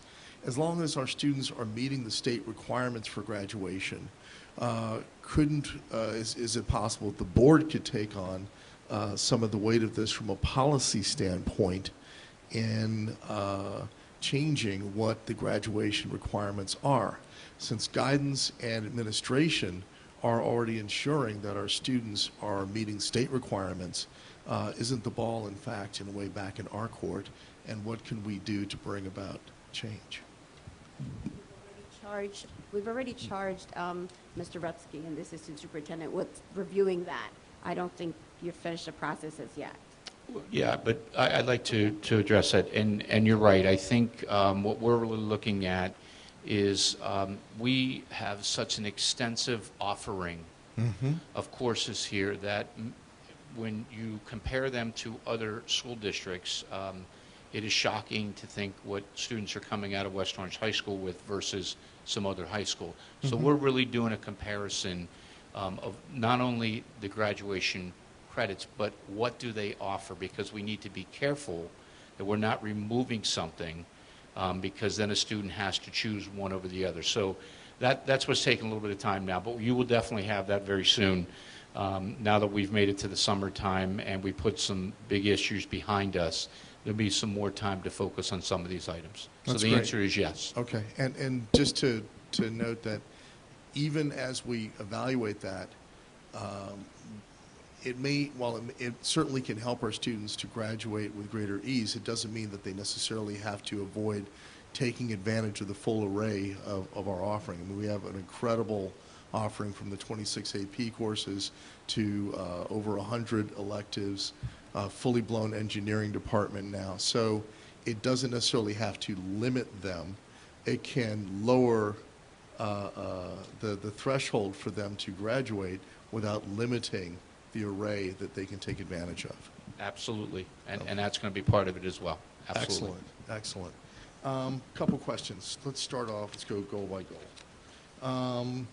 With the 21st Century Learning Facilities Program, we've done a lot has happened there, including some of the things we heard today, how the DemogrForce report's going to figure into that, and I know that there's been work done on the grants area. That's a big love of mine. I was curious, though, as to do we have When we first started talking to the grant office, the company that is a strategic partner of New Jersey School Board Association, and understand that we have two efforts kind of going. We have our supervisors and department heads who are working on some grants that they can work on that are smaller, and then we're working in conjunction with the grant office and school boards on some of the bigger ones as well. The grant office used to talk about having a 50% closing rate.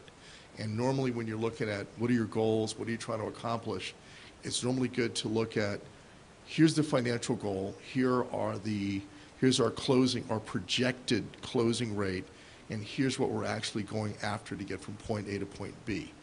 Do you have any idea at this point, and if you can come back with some numbers, it'd be great, as to what dollar values are out there in terms of the grants we're going after, what our overall financial goal is, and understanding it's also programmatic, and what the timeline is projected to achieve it. Because I also know that some of these efforts started at a point where some started after October, and depending on the fiscal year for the foundation or corporation that's funding it, we may not be able to see that come to fruition until later. So if we could have a better idea of timeline, actual dollar goals, projected closing rate, or conversion rate, however you want to put it, and what that picture looks like, it'd be great. I'm sorry, did you want to say anything? Yes, that's all part of what we're doing this summer. Okay, great. Next, as we go to looking at the readiness for future success, and this actually kind of fits in goal number 2. There have been some very fundamental issues or challenges that have come up in the presentations over the past several months. In math, for instance, and the math one actually goes back a couple years. In math, and as a parent and hearing from other parents as well as hearing from teachers, one of the things I discovered is that as you look at how K through 5, and you've told us before about the math challenge in both middle school and high school, I believe it definitely, a lot of it starts with K through 5. And what I'm seeing change in K through 5 are a couple of things that could impact it. One is that everyday math, we were promised, and I look back at even the May 9th meeting last year, we were promised that kids would be taught the traditional methods alongside the everyday math methods. And I know that that's not consistently happening. What difference does that make? Well, for some kids where they break out the everyday math methods, it may help them more in understanding the process. For others, it actually slows them down. Just looking at the matrix that they used to multiply complex fractions, the traditional method's 2 or 3 steps. The everyday math method was about 6 or 7. And some kids were having trouble just understanding the method itself and when they could do the problem more quickly. That was one of the things I noticed. And I was told by some teachers that they're not always being allowed in their lesson plans the ability to do that, to teach the traditional methods side by side with the everyday math methods and allow the child to choose. That's part 1 of that. Part 2 is we've been told many times and believe that algebra is really the crux of all math readiness. And there was a time when we actually taught some of the really early and fundamental Algebra 1 concepts in elementary school. It could be as simple as solving for an unknown, and in multiplication or division or addition or subtraction. And we used to start teaching that as early as 3rd grade. That disappeared. So we're not teaching and some of the early pre-algebra concepts K through 5, and that could impact their ability to tackle algebra early. And when I looked at other school systems, many of them are teaching them certainly by 5th grade. Could you please address those 2 points? The first with everyday math, I'm not certain about previous conversations and promises. However, I can say that the everyday math program will be examined next year, not for a change in so much as for developing curriculum for it. Right now we're using the everyday math program with fidelity of implementation to the program as it is written. There is no district curriculum to accompany it, to scaffold, to insert some of the items that you're looking for. This year, we did spend time training on curriculum writing and considering how to really examine what the expectations are for K-5 math, and a team has been identified to begin developing curriculum over the 2017-18 school year. So I think we'll be able to address some of the things that you're, the points that you're bringing up in that curriculum development process. Another large piece I think that is going to be helpful is we've begun to examine the data for those transitional grades. This year we examined the CMP program, which is 6-8. So now we've backed up and we've had a transition meeting with all 6th grade and 5th grade teachers, and we're saying this is what CMP requires. This is the strength of the student coming to 6th grade, and this is the weakness of the student coming to 6th grade based on program, right? And so now we've backed up with the 5th grade teachers to say, what are the students learning? What is different about everyday math as compared to CMP? And we are developing a unit of study that says 5th graders, next year you're going into the 6th grade, you're going to be exposed to CMP. These are the things that you should look for, right? Build in some transitional strategies. Have those teachers working together. We are building a stronger partnership between the elementary and the secondary supervisor. They've been working with those 2 grades. In addition, we are providing professional development 4 days next year beginning in September. So it's every 2 to 3 months for those 5th through 6th grade teachers to come together and build a bridge between the everyday math and the CMP program. And again, coupling that with the development of curriculum K-5. Also with our departmentalization in grades 4-5, we're able to address some of our larger concerns, excuse me, as it relates to the math. With regard to Algebra 1 concepts, they are included as early as kindergarten throughout the everyday math program, and so then we can outline for you what those look like in the program. But again, once we develop the curriculum, we can tag those. We can tag and trace every time the standard is addressed, the algebra standard is addressed through the K-5 curriculum. And so then once we complete that, we'll be able to come back and begin to analyze how we're addressing by algebra standard through the curriculum and track it. We'll be able to develop that baseline data at the end of next year. Excellent. In English language arts, a couple of things also came up. One is, and our 6 through 12 supervisor acknowledged this, that our kids are still, in the manner in which we teach grammar, they're not really learning grammar. And she noted that it's a, quote, systemic issue. And at one point it was promised, I understand you can't, account for past promises, it was promised that additional grammar online text or curricula would be integrated in, but I know I haven't seen it with, and this has been a discussion going on for years. I haven't really seen it. I've seen some instances where they're learning elements of grammar, but very, very little. And this has been something that parents have brought up in middle school and high school, even as well as in elementary school. Is anything being done to address that? So the ELA curriculum, grades 9 through 12, was completely rewritten this year. It will be presented to the board in August, and I will ask Ms. Veneziano to highlight how the grammar has been incorporated not only into the curriculum, but assessed on the performance-based tasks. Okay, what about for K through 5, where grammar is, normally is taught as well?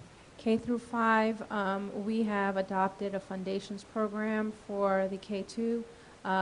That program is going phenomenally well. Oh yeah, foundations is excellent. Right, and so then we're starting to see, not just in foundations, but we're starting to see how the students are transferring what they're learning in that program into the Reader's Workshop model. So when we did rounds, for example, we pushed into the classrooms and we might have seen a read aloud or some type of structure for the Writer's Workshop model, and then the students were recognizing certain grammar points and they were pointing them out. So it was just a natural integration into the reading instruction. It was very, very, very skillfully done, very good to see. The teachers who were observing noted that as strategies that they were going to consider when they're going back into their buildings, how to integrate it into the curriculum naturally, into the instruction naturally. K-5 curriculum for ELA will also begin in September. That was a year 2 goal. And so then we'll start to see the K-5 ELA curriculum developed next year. And we can make point to see how we're integrating that. Okay. In uplifting all kids and not only the kids in honors, one of the issues that came up was that while it was recognized that teaching Latin and Greek roots helps children to decipher words and decipher language, it was only being done in the middle school honors and not for all children. And this is something actually a lot of top-performing school districts throughout the country, including, I'll point to Howard County, Maryland again, is doing for all the kids to help them decipher language. But we were only doing it for the kids in honors. You know, for tools, for approaches, for techniques like this that can benefit all children, what are we doing to make sure that that's integrated into the larger curriculum? I'll have to look into that. Okay. There are also some fundamental things. As we're looking at Park, and I see, you know, references to Park throughout, there were other fundamental challenges that were coming up. One is, and I noticed this personally, and I heard from other parents, because Park is computer-based, we were finding that actually there was a fall-off after an initial push 2 years ago in integrating keyboarding, starting in 3rd grade, and then it was supposed to go down to 2nd grade. Kids were supposed to be getting keyboarding grades 2 through 5. It's fallen off a great deal. 5th graders often weren't getting it, 4th graders in some cases, and their keyboarding skills really weren't that well developed. So even if they have the knowledge in taking a computer-based test, that can impact their performance. If you could please look into that too. And then the other thing is, while I don't believe in a great focus on teaching to the test, and I know you don't as well, we made a paradigm shift for very positive reasons away from so much Park test prep to very, very little, which still integrated in the curriculum. But in order to raise with this highly unusual format for a test, which differs from everything else kids will encounter, are we looking at how to kind of reintegrate some of that? So, yes, we're walking away from the teaching to the test. And we're focusing on teaching the standards. With that said, when we're beginning to take a look at performance-based assessment tasks being embedded into the curriculum, at the end of every unit, as you see curriculum being presented, you're going to see those performance-based tasks present. And so then we are teaching to those assessments from the regard backward mapping, right? This is what we want to see at the end. This is the direction we're going, so we're creating a learning plan to measure that understanding of the student and their progress toward that goal.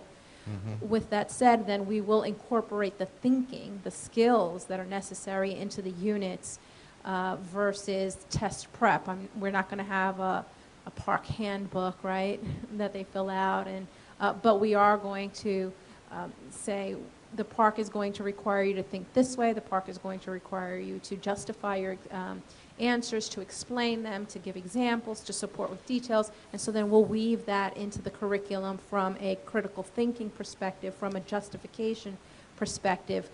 The curriculum will be written at a level 4 on the DOK of Webb, right, the depths of knowledge, and the level 4 requires the justification, the explanation, the problem solving, and all of the reasoning that we will expect to see on the Park.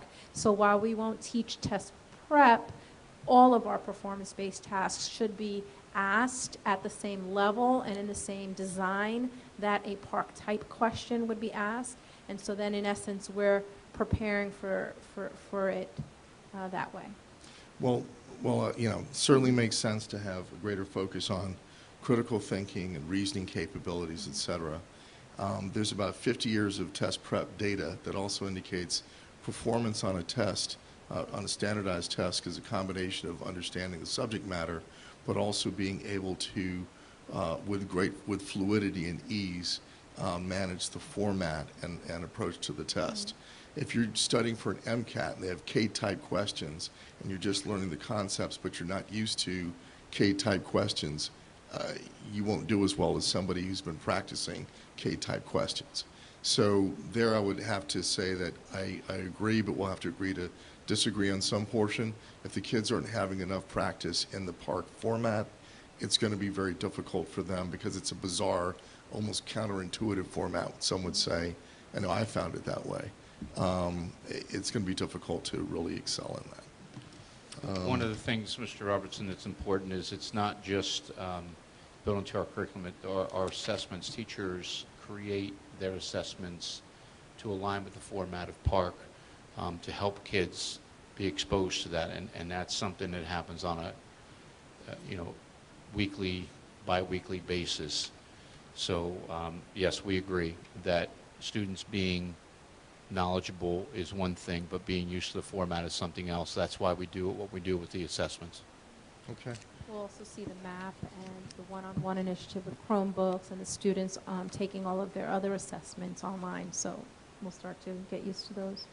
Will we be able to see, I see there is reference to SAT data in the fall. It would be great to see over like 5 years maybe. I know that we have more AP students participating than ever before, and we've had more 4s and 5s on APs than ever before. It would be wonderful to see a graph of our SAT, PSAT, and AP scoring, say, over a 5-year period. It would also be great to see numbers by grade cohort of the number of number of students who participated in an honors class in the English, science, math, or social studies area, or taken an AP test in those areas, and take a look at how many 12th graders, how many of the graduating class, how many 11th graders, how many 10th graders, and then for those who came in under the new honors system, how many 9th graders. And then and also looking at the numbers who participated in the small learning communities to really be able to see from a statistical standpoint, is there a change in our numbers? Is there a change in level of participation in the high school? That would be statistically, that would paint a very interesting picture. Is it possible we could get that data in the fall as well? I'll look into it. Diplomatic answer. MAP, when we approved MAP, we approved basically a customizable assessment tool. But that tool is then utilized to develop various types of assessment tests. As part of the follow-up presentation in the fall, will we be able to see a framework and some of the content that is included in the assessment and how they align to the curriculum guides? Just for clarity, MAP does not assess by grade level. It is not customizable where we're not choosing questions and or developing assessments. MAP is developed around the state standards, Common Core, and the New Jersey student learning standards. The questions are adaptive, and so then they change based on student, not curriculum alignment. So if I answer the question correctly at my instructional level, it will continue to increase in difficulty along the continuum of the standard, not along the curriculum, because it's a growth model. And so I think therein lies the power of MAP, right? Because it will allow me as the individual student to be assessed and an instructional level to be provided to the teachers with a clear continuum of strategy for me to approach small group instruction. So it will not be at grade level. It's a growth model. It is not customizable, but indeed what it does is it measures standards. So now if my curriculum is aligned to the standards, then we can track progress there. There is norming, so it will say if I have a rich score of X% for my grade level, this is appropriate, it's adequate. And so I can tell based on my performance where I am performing according to those grade level standards. But I think it would not be correct to say that it is assessing a static curriculum. It is based on me and my instructional level as a student. But that said, if it's adaptive to the, if it's aligned to the standards and it's adaptive and it's a growth model, and you utilize norming, and that norming is aligned then to grade level, we should be able to, in fact, see what type of norming you are aligning to the grade level performance. You will, Okay. in data, just Okay. not in curriculum guides. Well, how's it going to align to the curriculum guide? It will align by standards. By standards. What I'm saying is Correct. we should still then be able to see the standards, how they align, and the norming, how Yes, it you will. aligns to. Okay. Yes, you will. 'Cause that And by all- both standards. Because that's so- all got to integrate with the curriculum guide. Okay, next. As you look at readiness for future success, one other thing, work is being done already in terms of the integration of code and engineering in 6th grade. I know the plan was originally to go up to 7th and 8th and then back down K through 5. Is that still the plan, particularly with regards Scratch, et cetera? Okay, that's good to know. This is the strategic plan, Ms. Mordecai. I know, but she doesn't have a lot of the answers because of the lack of data, so she's in answering- August, she can come back and I give think us Ms. more Demendez details. is answering very, very well. Going on to guidance, or actually, I'm sorry, yes, looking at guidance. First of all, that's a fantastic audit with some great findings. The only thing I would alert you to is when you have the areas of focus, aligned with all the areas of focus should be an area in terms of the action plan. And there's some that don't completely align. Like when Mrs. Butler was talking about the communication component, which also lends into promoting to colleges, et cetera. There wasn't an action plan component that aligned with that. And like in terms of how's the staff going to be utilized in attending open houses, or what type of materials will be presented to colleges, as a lot of districts are utilizing those tools right now. So that's the only note I'll make there. But overall, tremendous progress made. Just really ecstatic about the picture that it paints in terms of where we are and what we need to do. On the holistic health and wellness, we have a very progressive program, and I was just happy to see how we've utilized the NFL partnership and the other creative ideas that have been developed. And as you're looking at curriculum going into the fall, there have been a number of subjects that have come up in news media, from Time Magazine to 60 Minutes over the past year, that directly affect our youth and affect health, the health of our youth. One is, we know that social media is integrated completely into the youth psyche and lifestyle. Are we talking to them at all about the addiction code and the role that social media that plays, and also in actually creating anxiety and stress and keeping and absorbing usage of time? That's one thing I would look at. Number two is, and this is going back to the Time Magazine article, where it talked about anxiety and depression being epidemic among teens, and yet despite the numbers that show it's epidemic, feeling that it's underreported. We should think about integrating into our P in health, particularly for teens, causes of anxiety and depression, treatments, supports, et cetera, so that they can recognize within themselves and know how to connect appropriately. And then last, I just want to say that it's been amazing working with Perry and Cynthia on the PR, and Perry's taken us to an entirely new level. Is Perry still out there? No. Perry's not out there. One of the things, Mr. Rutsky, that Perry and that came up in our PR committee meetings was that while we have made these tremendous advances in social media, our social media ties back also to the use of our website. Our website is a community hub that both drives social media and is driven by it. And one of the ideas that we talked about at length that we haven't moved ahead with is, while we have the pictures that go across on the homepage, we have some pictures on every page, was the development of a photo gallery at our website that ties back to social media, number one. Number two, building out the various pages for the schools and departments to really sell and bring to life what they do, especially things like the engineering department.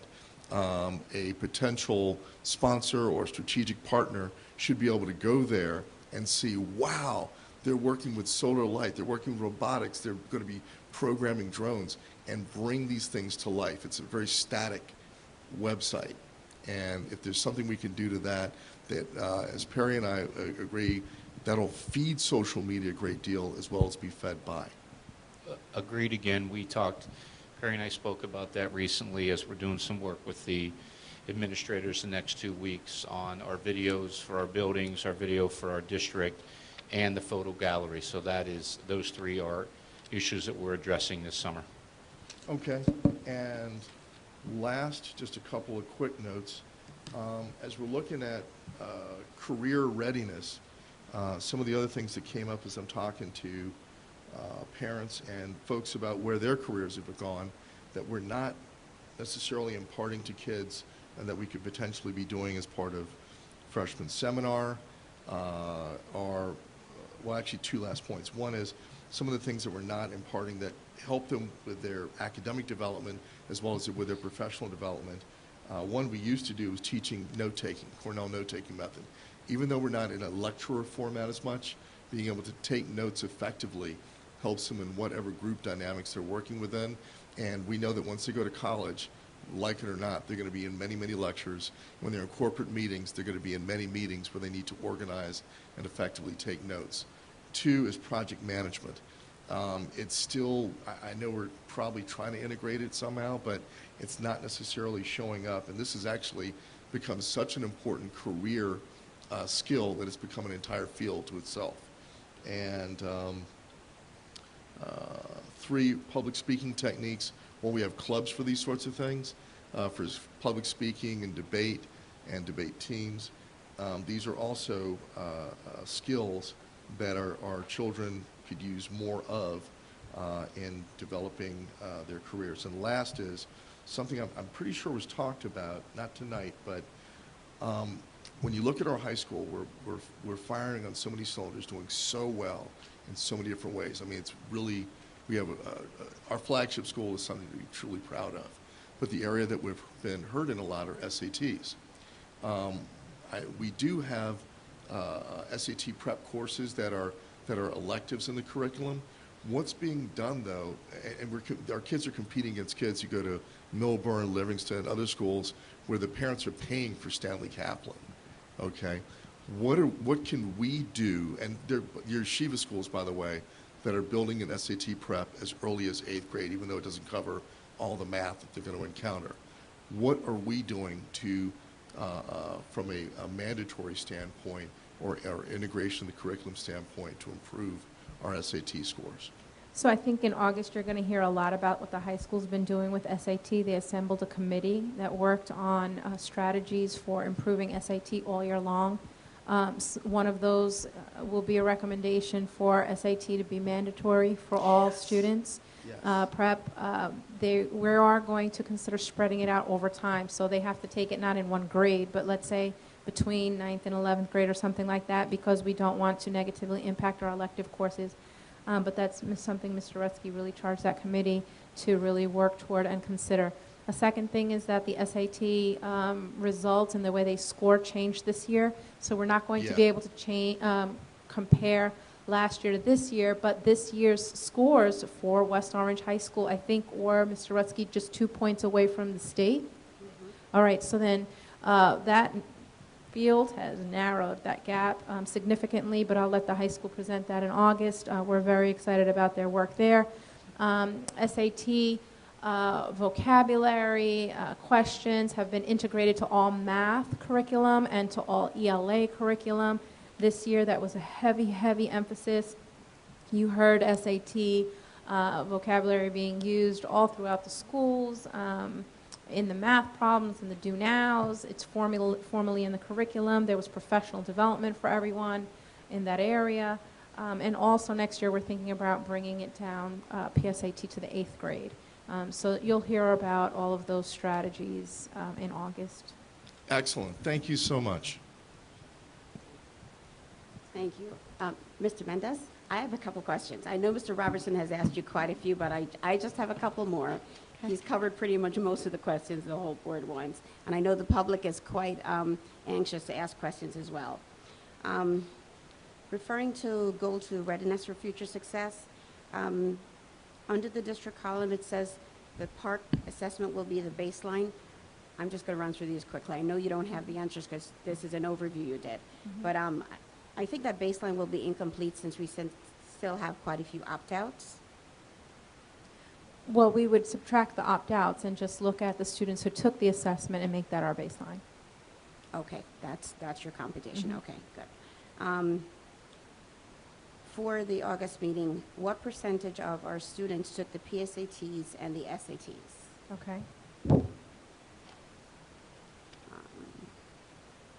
Still under Goal 2. I noticed on page 7, the top slide, on the draft that we received, it was reading K to 5, ELA 6 to 8, but on the new draft presented tonight, it was ELA 6 to 7. I'm just wondering what happened to ELA 8. Are you going to work on that over August and get back to us, or? That was an error on the first one because in 8th grade they have quarterlies, not benchmark assessments, and the 6 to 7 goal was around benchmark assessments. So in August you will hear a report on quarterlies, and that will include the 8th grade. I apologize. Okay, 8th grade, August. Okay. Let's see. Kudos on a job well done. This is very, very thorough, and I really do appreciate all your hard work. I just wanted to find out, on the physical education section, I know it says 100% participation here, and I know there's been a lot of chatter on Facebook about not getting enough recess as punishment for kids that, don't sit still or don't listen. I've been approached by a couple parents that our phys ed is 50 minutes and they want to increase that 10 minutes. I don't know if there are any activities within what was presented tonight by Mr. Alvine that would get the students up to an hour that would satisfy parents' requests for 10 minutes more. No, there was no activities presented tonight. That would increase 10 minutes per day? Well, again, the movement every day is, part of that, but that's not in a phys ed. It's not in the gymnasium. That's in hallways, classrooms, etc. Yeah. Okay. Thank you for going out to other districts to look at best practices. I know a few years ago, I believe Mrs. Lab was there. We attended an Essex County School Board meeting in Orange, where the students cooked for us, and it was amazing. And it was like a state-of-the-art kitchen, and they were, in their whole chef outfit, the hat, everything. And I don't know if you remember. Do you remember that, Laura? It was really, really good. I mean, top of the line, chocolate filet mignon. I wouldn't eat filet mignon prepared by my kids, but I'm telling you that it was amazing. Still under the holistic health and wellness, the federal lunch programs, from time to time we hear of a lot of families who qualify, but they're not included. Is there a way to increase the number of our students who are entitled to free and reduced lunch to make sure that every child has breakfast and lunch every day? If you're going to be looking at that, you can get back to me in August. I know you don't have a magic wand. Kudos to everyone for getting kids to eat more whole grain breads and pastas. I still don't like it, but it's quite healthy, and kudos to them to getting students to make healthier choices. And I used to also be on the Public Relations Committee, so thank you to Perry and Cynthia for a good job. And we did not know about the New Jersey School Public Relations Association before, and this is the first time we applied, and I'm glad to see that we placed third in the entire state. Yes, they surely do. Okay, you stated that you're going to completely rewrite the ELA curriculum over the summer? It's already done. Wonderful. So we'll hear about that in August. And that is all I have. Thank you very, very... Oh, one last thing. Truly one last thing. In mentioning transition programs, I recall that I've asked in the past for a specific transition college night for a special ed population. I know Mrs. Salambina was going to work on that, so I don't know if guidance is going to be working on that with her. I know I've attended them in the past for my younger son, and it's amazing. When we have college night here at the high school, a lot of the colleges who attend, they don't send a representative that has enough information about the spec ed programs. So if we had a specific college night for special ed students, whether it's Fairleigh Dickinson, which is now, I believe they're the state regional spec ed college. So Fairleigh Dickinson, Centennial, and other schools that really focus on children, because every child should have that opportunity if they so choose. And I don't think it's thorough enough here. Just to note on Fairleigh Dickinson, well, my wife is director for the Career Center internationally for FDU, and what she recommended, and that she says is a best practice, is in fact you have your regular college and career night, but you have a reception that's smaller, quieter, and more intimate for special ed students prior to the larger event. If they still want to go to the larger event, they can, but you have a reception, and you can have it so that those schools like FDU that do a particularly good job in addressing the needs of our spec ed students can participate in that reception, and it allows a real dialogue to occur, a much better interaction, and it makes for less planning by guidance or by special services. It's not like you're planning a whole separate event. It's like the event before the event, same day though. I actually disagree. It should be a whole separate event. I've attended them before, most recently I think at Pequannock District, and I shared those notes with Mr. Rutsky. It is quite amazing as a separate event. There are colleges from Pennsylvania, New York, all over that come, and they show you all kinds of things that special ed kids can attend college and get degrees in STEM and forestry, and I think Penn College, one of the Penn State colleges, has quite an extensive spec ed program. So I would like to see that. I think we actually agree. Like if Penn State were coming to our regular college fair, they could have a special education reception before the regular college fair. So your reps, okay. I'm just saying there are a number of ways it can be done. I've reached out. They only send the one rep for each fair. They're not going to send 2 or 3 different reps. Understood. And the rep that they send usually has a broad overview of spec ed, but nothing specific. All right. It should be specific. We'll definitely look into it. We'll definitely look into it. And my very last point, the surveys are great. The surveys are great, but I would also add an exit survey for alumni. And that's it. Thank you so much. You're welcome. Okay. Just have a couple quick things. I know that you've listened quite a bit, everybody in the audience and all of you as the board. So I just want to discuss briefly the preschool update. We've had a lot of initial, nothing in-depth conversation about the preschool, and mainly that was because we could not take that next step forward until the contract was settled. Hopefully tonight the contract is ratified, and then we can move forward. So I'd like to review with you the recommendation for the preschool. And with that, some other changes that would happen because of the recommendation of the preschool. So I'm recommending that we work with the facility of the Life Christian Church down on Northfield Avenue here in West Orange. When they built the church, they built a phenomenal preschool program, and it includes 6 classrooms, many offices, and lots of lots of rooms that would allow us to house our students there. Currently, they do not have a program in that building, and they are not looking to have a program for the next several years. And if you remember our conversations in the last couple of years of looking at other schools that were vacant, we were talking in the ballpark of some $400,000 or $500,000 for the facility, and then additional money to bring it up to public school code.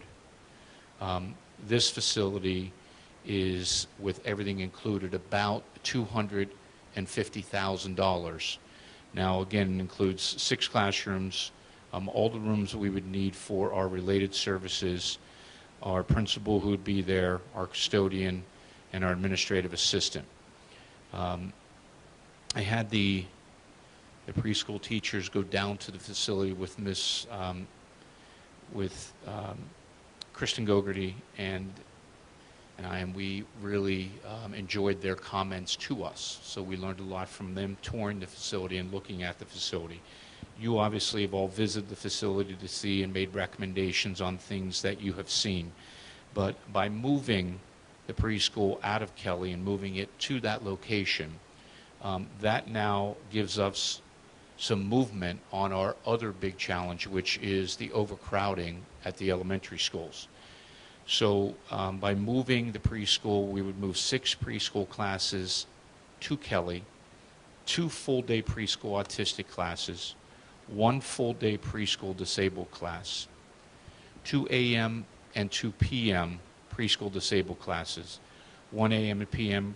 preschool inclusion class, which would total 91 preschool students. Now, again, that's as of today. That could change as we move forward. 6 teachers would be involved, 27 paraprofessionals, 17 full-time, and 10 part-time. By doing so, that alleviates some of the overcrowding in Kelly, which would allow us to help with the overcrowding in our 2 largest elementary schools, which is Redwood and Gregory. I would then recommend that we move our learning and language disorder classes, our LLD classes, 3 of them from Gregory and 2 of them from from Redwood to Kelly. And that would allow us to house the LLD classes in Kelly as opposed to the 3 different schools. Now, there's a lot of benefits to why this recommendation would help our students and help our staff. One of the biggest for our LLD students is currently right now we have multiple grade classes, meaning a K1 class, a 2-3 class, a 4-5 class. By moving to Kelly, they would all be single grade classes. And I can tell you that teaching 1 grade is challenging on a good day, let alone trying to differentiate for 2 grades within the same class. So one of the biggest benefits would allow our LLD teachers to be able to teach a single grade level at a time. Now, having the continuity in 1 building would be a tremendous gain as well, instead of the 3. It would help our staff in so many ways as far as their working together, their growth, seeing students move from kindergarten all the way through the continuum of 5th grade. I mentioned moving to 1 grade level. Having the students in the same area as the general education grade level. So if it's the 5th grade LLD class, they would be in the same hallway that are general education 5th grade. And that's really important that we're able to have students do things together that obviously are capable of doing things together. The team approach for the LLD teachers would now really be in play. Sharing resources, common time for teachers to meet, the PD that could be offered, better articulation, things of that nature that we all know. As far as the staffing, there would be some adjustments to the staffing. In particular, our child study teams, and we do have Ms. Gogarty and Ms. Salambino have done a lot of work with Mr. Mendez and myself on looking at those staffing implications, and then from there determining what child study team members would need to be lessened from Gregory and Redwood and applied to Kelly. Now, it's almost a wash when you're talking about the number of students that are moving to the new location for our preschool and the students moving from Gregory and Redwood into Kelly School. Now, there are 2 challenges, and you know, we've got a lot of input. We've talked to all the LLD teachers on a brief scale, meaning that this is what is being discussed and thought. It's just not official until the board has an understanding of where we want to go with this. They are aware of it, and they've provided some feedback to us of how we could help them with their transition, and more importantly, the students. The 2 biggest challenges, doing a change the first year is always challenging, no matter what the change is. And then the second piece is transitioning to a new school. Now, the good part is that we only have a few parents who would be affected by that change. So currently at Gregory, we would have 2 parents that have students in Gregory, and they would also have students that would then be attending Kelly. Obviously, they would have the ability to say, I would like my students also to go to Kelly with their siblings. The same thing with Redwood. We would only have 1 student right now who is at Redwood who would have that ability to move over. There are 4 other students in Redwood who are in the LLD, but their siblings are in other schools already. So the parents again would have that option to move, but based on that they have it right now the way they have it, I would assume they would want to keep it that way. We have 52 IEPs with the LLD students that would need to be amended. We also have just about the same number of preschool students would need to be amended. And again, those amendments are very simply changing the location. It has nothing to do with where they're taught or how they're being taught. Also the other amendment would be going from a multi-grade to a single grade. So if you were in the K-1, you would no longer be in the K-1, you would be in the kindergarten or the first grade. So that amendment would need to take place as well. We would have a lot more time with our behaviors at Kelly, helping with the teachers and the administration. And really, you know, the benefits, there's not a lot going to change of what's being offered to our students from Gregory and Redwood and what will be offered. We've looked at all the special areas. They will stay the same as what they're being offered now. No changes. We've done a lot of work with Ms. Polero and Mr. Arcario and Ms. Thompson to make sure that we're really looking at all those elements so we wouldn't have any drastic change in staffing. So I think the move to the preschool triggers the additional help that we're starting to look at now with our demographic study. And while we're not able to fix that problem this year, we're certainly able to give some real relief to Redwood and Gregory. In the sense of Gregory, they have 3 trailers. If this move happened, they would actually only need 1 of those 3. The 5th grade students could come back in and we could do some special things in just 1 of those. Now currently they are using the trailer for child study team meeting rooms, things of that nature, and that would probably continue. But one of the ultimate goals we talked about a couple years ago is our trailers are 15 years old. And while they've done a nice job and while they're still doing what we need them to do, it's certainly time to consider if those trailers can go away and we can do something that will help us to do that. This is a very, very big step for Gregory and the Gregory community. It does not mean the trailers will go away next year, but it would be a step in the right direction for next year when we pull that committee together to really look at the demographic report and start making some decisions for the following September. Redwood, obviously our biggest elementary school, would also get some of that relief and picking up. And I know it doesn't sound like a lot, but a couple of classrooms in a school that is really, really overcrowded, those couple classrooms make a world of difference. Teachers having the ability to get into a larger room, kids getting into a larger room, that really goes a long way. And then obviously Kelly, they would pick up a room as well. So all 3 buildings would have additional rooms by making this move. So let me tell you where we are in the stages of this. We are working with the attorney to finalize the contract. You will have the opportunity to make comments, and then we would share that with the group from the Life Christian Church, trying to get that squared away, and then we would immediately communicate with all of our parents. We would have meetings with our parents. We would have open houses with our parents. We would sit in and help them understand why we're moving. And again, I don't expect that every single person is going to say, this is a great move, this is wonderful. We will need to help work through that transition. There's a lot of things in place that I think help us with that initial serious problem we have with the elementary schools. So let me open it up to you for any questions or comments you have about it.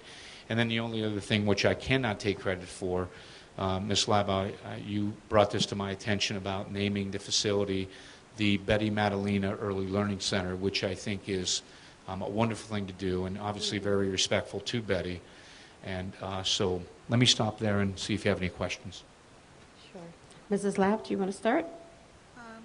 Yeah, actually, you know, it has been many years. We've looked at this point, the community house a very long time ago. We looked at St. Joseph's Church in the St. Cloud area. Unfortunately, we never really had an opportunity for Suburban Hills just because of, well, I won't get into that. But anyway, we have looked at this, and it is a beautiful facility, that's for sure. It's empty space right now. They created it for a preschool, and they just never put the preschool in. Obviously, there's always concerns about the separation of church and state. That will be addressed in the contract. But just so you know, right now, Our Lady of Lourdes, Mount Carmel is there, and that's a special education school, you know, that's run by the state, that's housed in a church. So this is not a unique occurrence.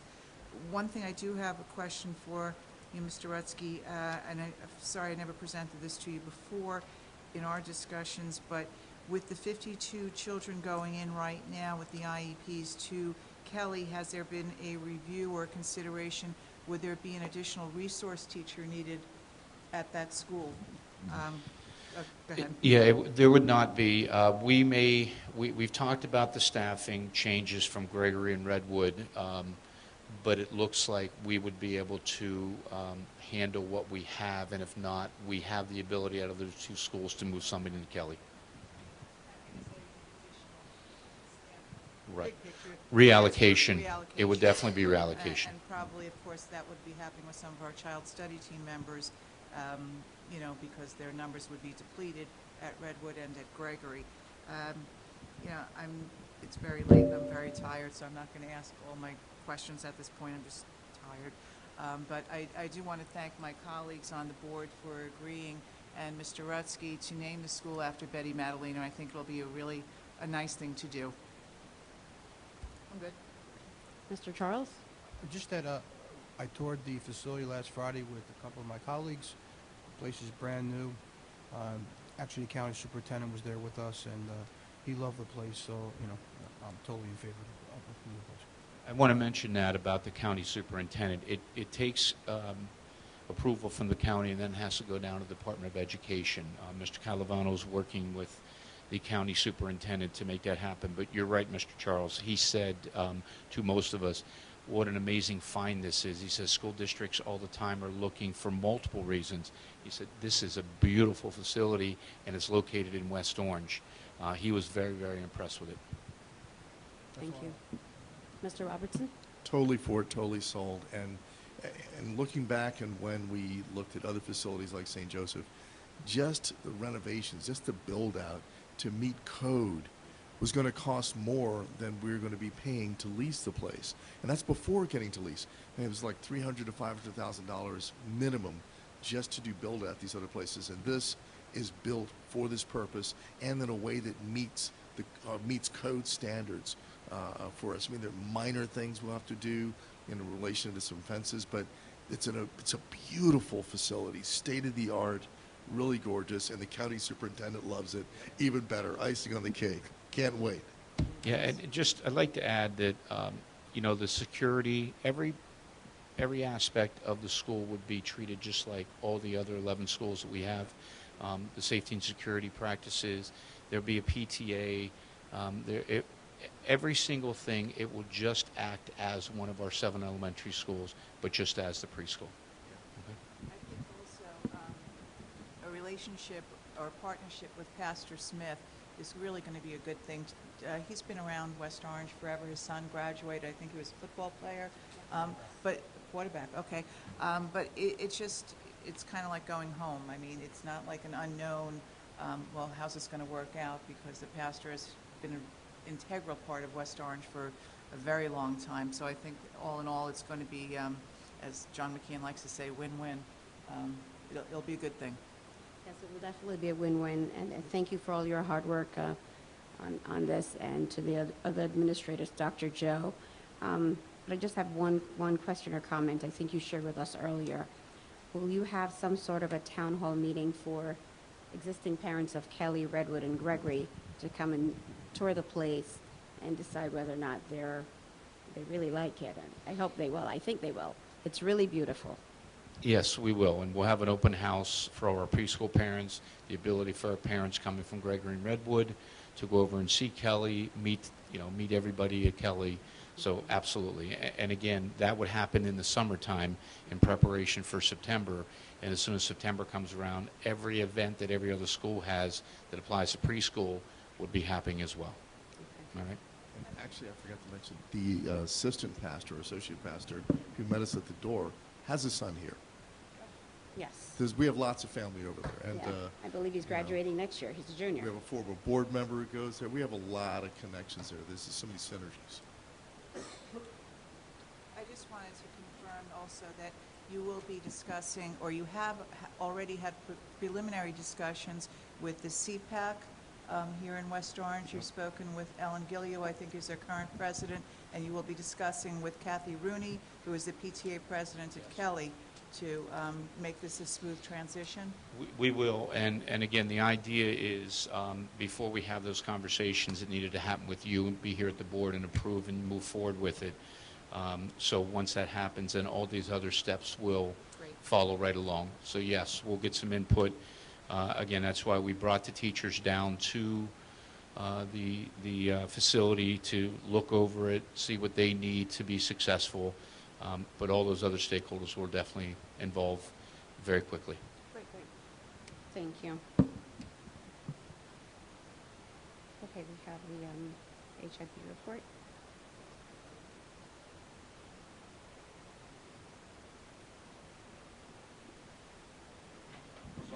I was just having a conversation with Mr. Calavano. Okay, HIB report.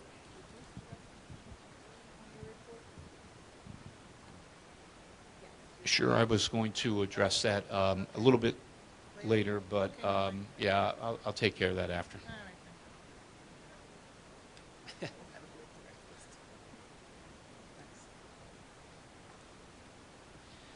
So this will be the last HIB report.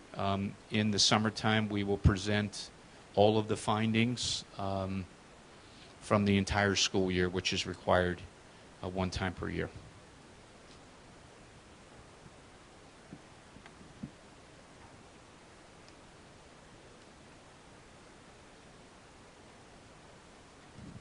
Any questions? No, thank you. Just on number 096, there was no investigator listed on the report? Yes, that was, we saw that after the document was printed for today. We will revise that. I'm good. Okay, that's all I have tonight, President Mordecai. Okay, great.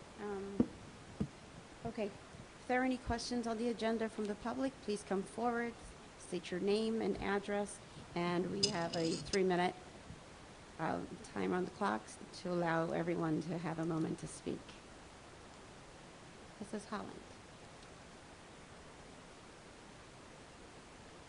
Hi, Mrs. Holland, 71 Lawrence Avenue. There sounds like there are a lot of really good reasons to do the preschool. I just wanted to clarify, is it the location on Northfield, the big new church? Okay. The two concerns would be that you're taking spec ed kids out of their neighborhood school.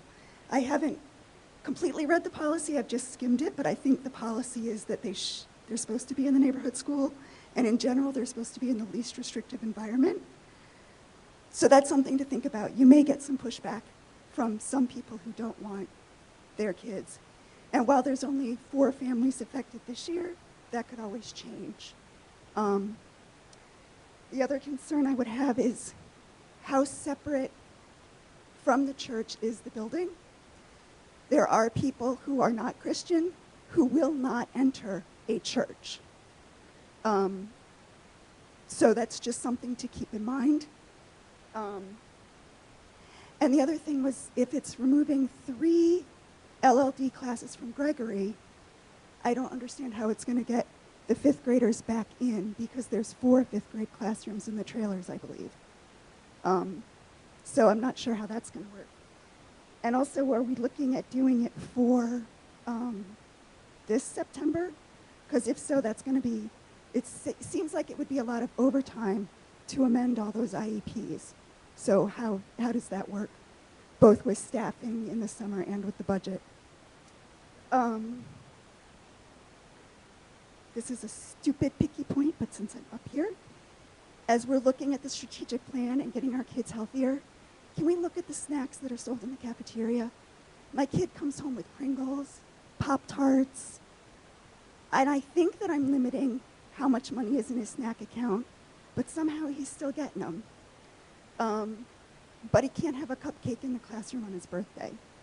I don't want him eating Pop-Tarts every day in the cafeteria and then not be able to have any classroom celebrations. The transition night for spec ed, I'm thrilled to pieces about. However you do that, Sandra, thank you for bringing that up. Please make sure out-of-district kids get invited too. And final point, I'm wondering about the scheduling for, oh no, this is a public comment, never mind. Thank you. Thank you. 47 Oak Ridge. I second what Ms. Holland said about the chips in the cafeteria. I don't know how my kids are getting them either, but they come home with like chip bags every day, and they don't eat the lunch that I pack for them. I'm so glad to see an analysis of our counseling program. I'd love to see a greater incorporation of the counselor into developing like more proactive behavioral plans, especially for children in K through 5, rather than using a reactive discipline model, which I've noticed a lot this past year. And also, I had not heard that of a movement to have more PE time, but I would love to see that. That would be so great. And we've also had, I think, some sitting out of PE due to student behavioral problems. And that's been, my children love PE, so they're always very disappointed whenever they have to sit out because, you know, 1 or 2 students is acting out. I had a question regarding the map, which you mentioned, and I was just wondering whether or not the map would then potentially penalize a child whose class is moving a little bit more slowly. Because let's say a child could handle a topic, but it hasn't even been addressed yet in his or her class. So would like a student then test below their same grade level peers in the district if their class hadn't touched that topic yet? Do you see what I'm saying? Like, would they not be able to move on to the next level topic because they hadn't addressed it yet in their class? And I don't know if I'm making sense the way that I'm asking that, but I just wanted to make sure that that wouldn't mean that a class that's moving slowly would then test below grade level because of that. And that was it. Oh, and I'm thrilled to know that you're going to be surveying parents on the topic of counseling in the schools. I love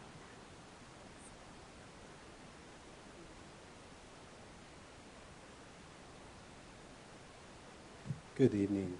My name is Brent Draper Scott, and I'll be addressing the 5-year plan, the MAP, as it relates to gifted and talented reform.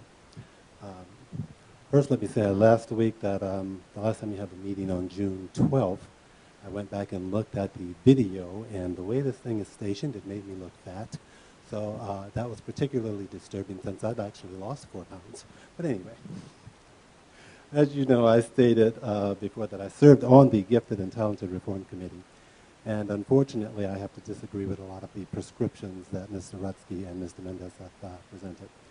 The prescriptions proposed for reforming the West Orange School District's Gifted and Talented program represent platitudes in place of real and meaningful academic practices, and it will not bring the district in line with state guidelines. The proposal also leaves in place unfair practices, use of the InView, for example, that disadvantages minority children. InView. The proposal would continue use of this test to evaluate 2016-2017 graders' aptitude. However, at the June 12th board meeting, the assistant superintendent, Mrs. De Mendez, stated that in view, and I quote, is a biased exam.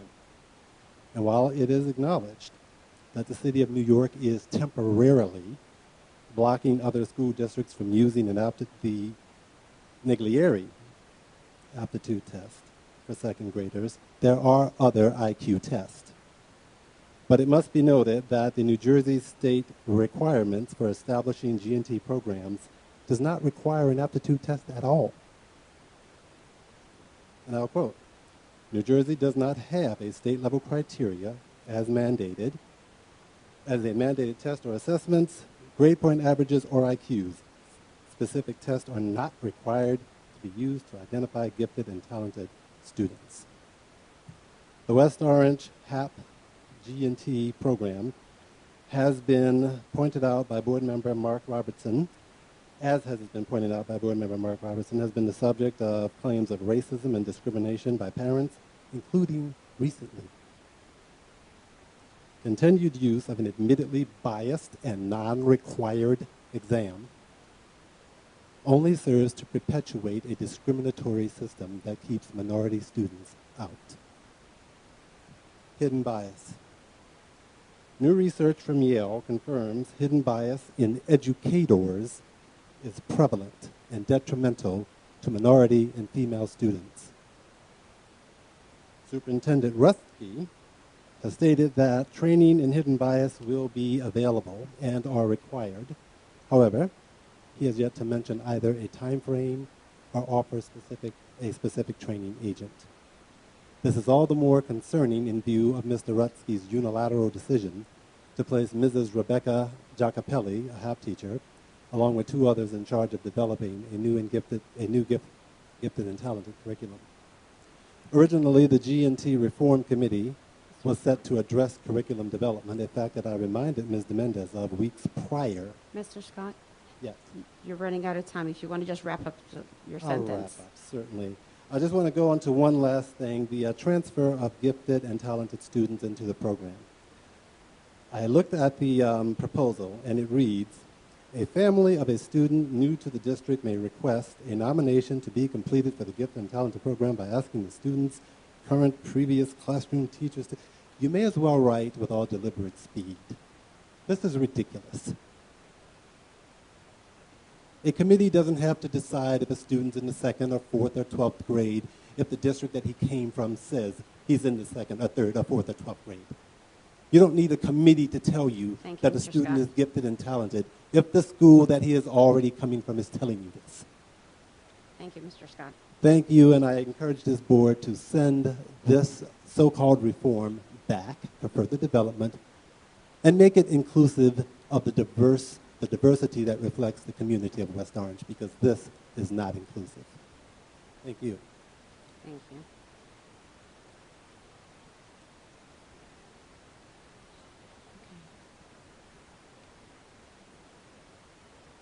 Mrs. Morelli? On what topic?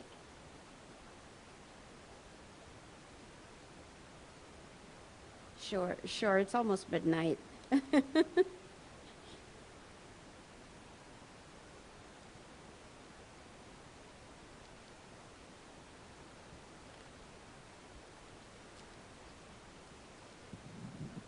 Rosary Morelli, Ralph Road.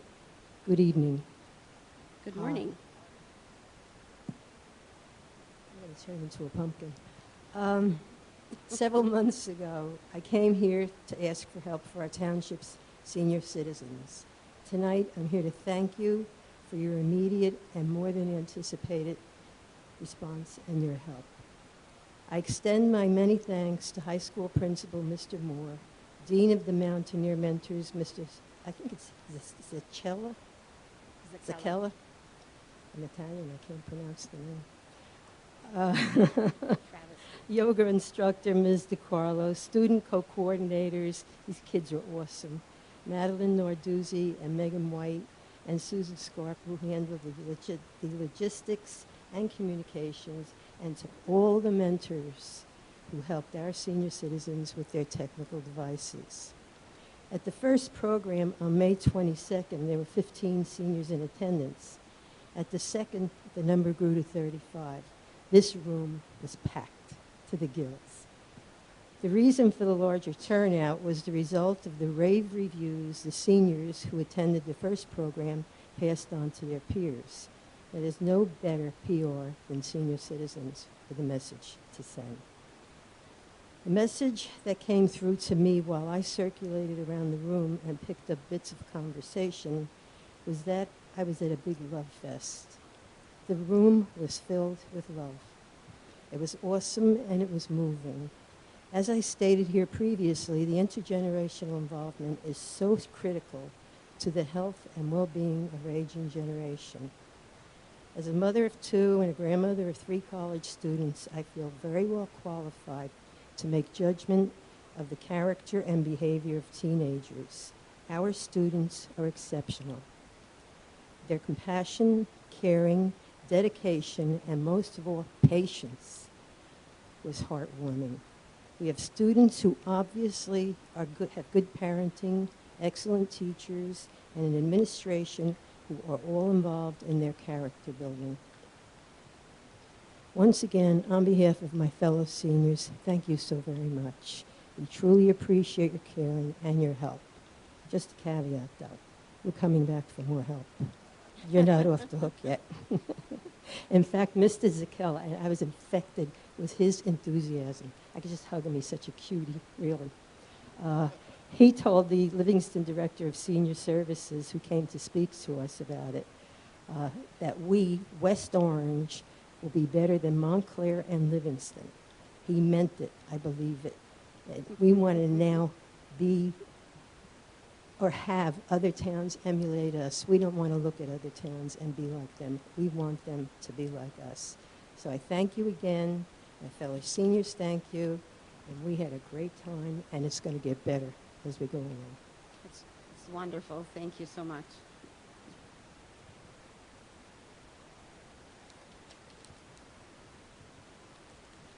Mr. Rutsky,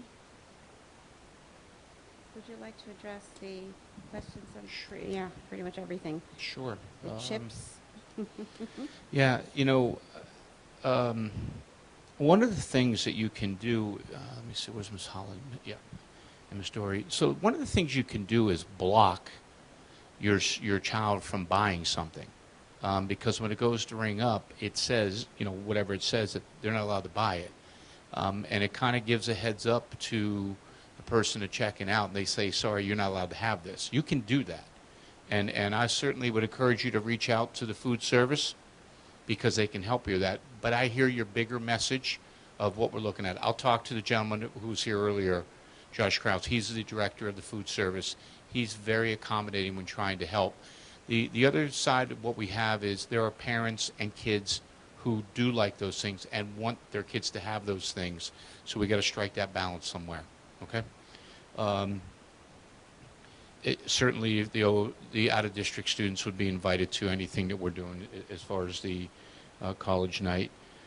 As far as the amendments, we have case managers, child study team members who work all summer long because of the timeline that we need to meet when referrals are done prior to the end of school. So we have individuals who will be amending those, and there are very simple amendments.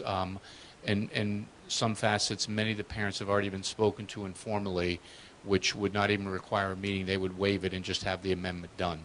So we're okay. We've looked into all of that as well. The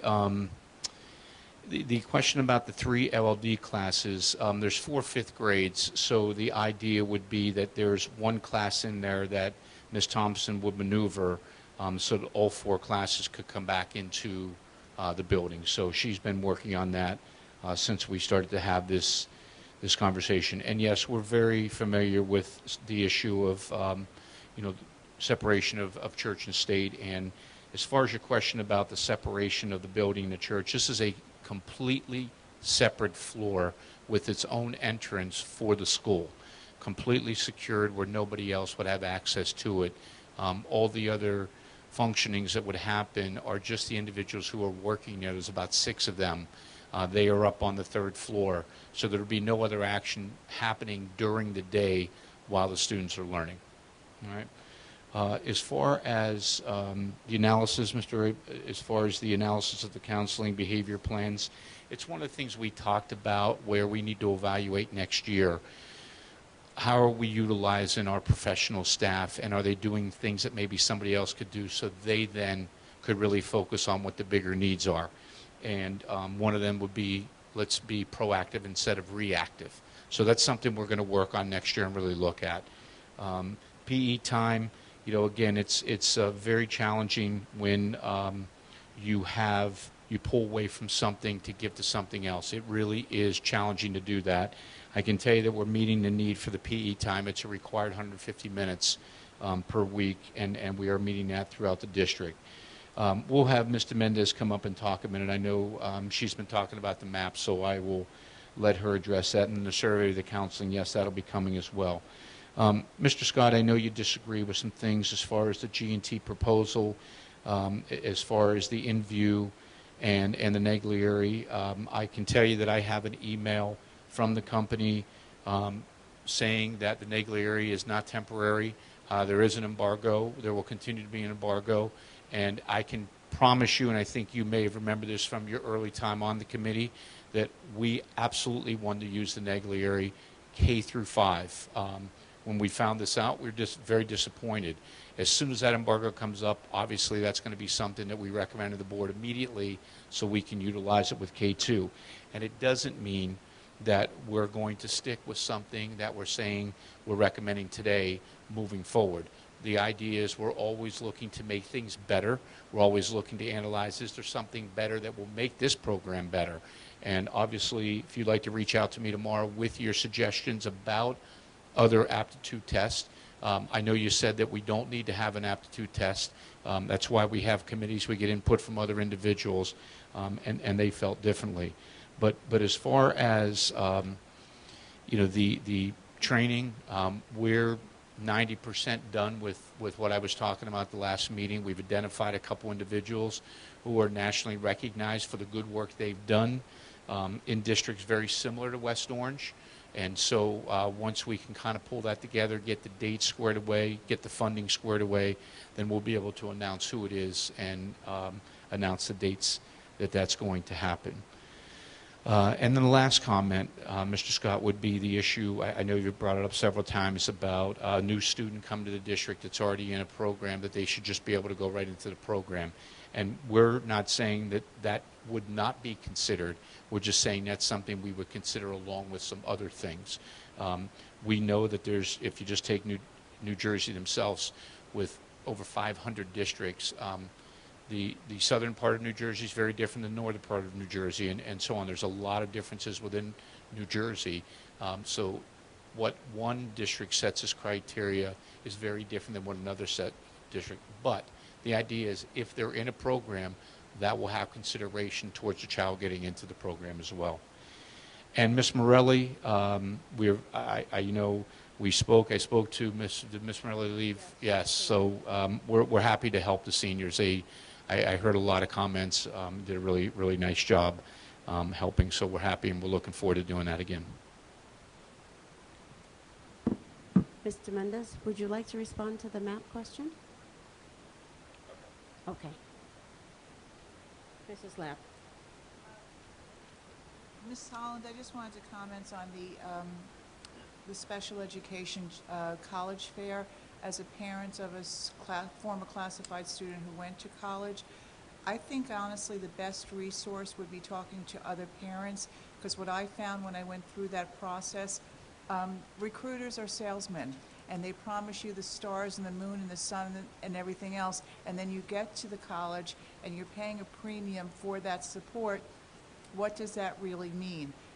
So again, I support the idea of having one, but any parent who has a child going into college, ask for resources that you can speak to parents or students who actually went there, because I went through that process and I heard all kinds of beautiful stories, and then there's the reality check. But Mr. Rutsky, can you just comment, please, on Ms. Holland's concern about the least restrictive environment? I don't think you touched on that. Sure. One of the things that we always have to evaluate, Ms. Long, will move over so I can see you, is that is the first thing that has to be considered. Are we meeting the child's needs, and are we doing it in the least restricted environment? Students that would be going to this program would be getting the exact same program. So the home school be just like if we opened up another school, whatever it might be, and we reallocate students from one section to another section, it's no different than that. I know it feels different because it's a church. Unfortunately, when the county and the Department of Ed approve it for us to be able to use, it's meeting all the codes, and our least restricted environment is something that our special ed department clearly is making sure that they're in the right environment. Concern was for the elementary school, not for the preschoolers, because the preschoolers, at least to me, is a natural break. Most preschoolers do not go to the same elementary school that they're going to go to. Right. I think she was referring to the children who are moving out of Gregory and Redwood, where we currently have LD classes Right. in 2 of the 7 buildings. So I don't know necessarily if there is really a true neighborhood school thing anyway at this point.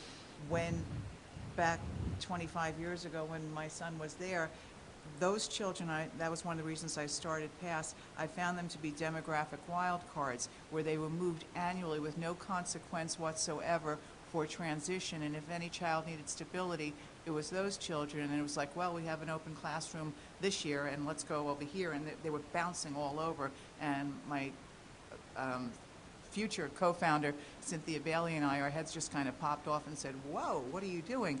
But right now, we just currently have the LD class in Redwood and Gregory. Is that accurate? And Kelly. And Kelly. And what Right. grade is it currently in Kelly? In Kelly, they have all the grades. So again, it's the match. They have K1, 2, 3, and then 4, 5. Okay. So the idea is that it would be like anything else we do, that this is where the program is offered. We have the right to offer it in a school, and then the student would be placed in that school. We do have the right to do that. Oh, that I know, yeah.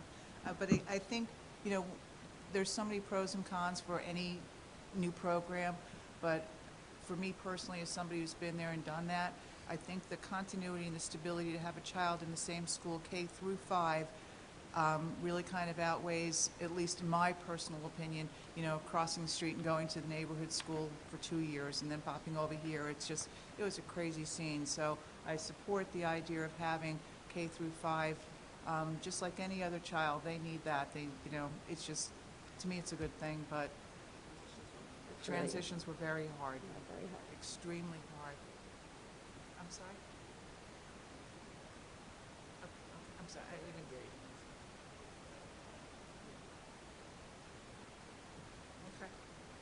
Okay. Okay. Okay, may I have a motion, please, to approve the memorandum of agreement between the West Orange Board of Education and the West Orange Education Association, teachers, administrative assistants, paraprofessionals, technology staff, and security guards for a successor collective negotiations agreement covering the period of July 1, 2015 through June 30th, 2020. I'll happily move that. May I have a second, please? Oh, I'll second that. Any discussion by the board? I know Mrs. Lab, you wanted to make a comment? Yeah, I think Mr. Charles did also. Okay. Ronnie, why don't you go first? Okay, mine's short. No? You should make no comment. No. Okay. I want to comment on my vote. No. On my vote. That's all I want to talk about. Why I vote.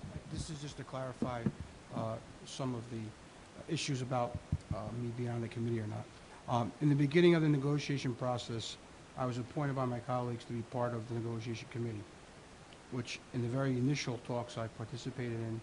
But then a short time after, it was determined that I had a conflict on being on the committee due to my wife being a part-time lunch aide in the district, a position she had held many years before I was even on the board. She isn't a member of any union, but to avoid any conflict or taint the process, after speaking with the board attorney, I voluntarily recused myself from the committee. With any contract negotiation, there's strategy and gamemanship on both sides. That's par for the course. Sometimes contracts are settled quickly, sometimes not so quickly. In the end, as in the case of this agreement is reached usually within state or local averages and trends. I hope now that the agreement is in place and the board is going to vote on it tonight, that we can now focus on making the district the gold standard that it should be.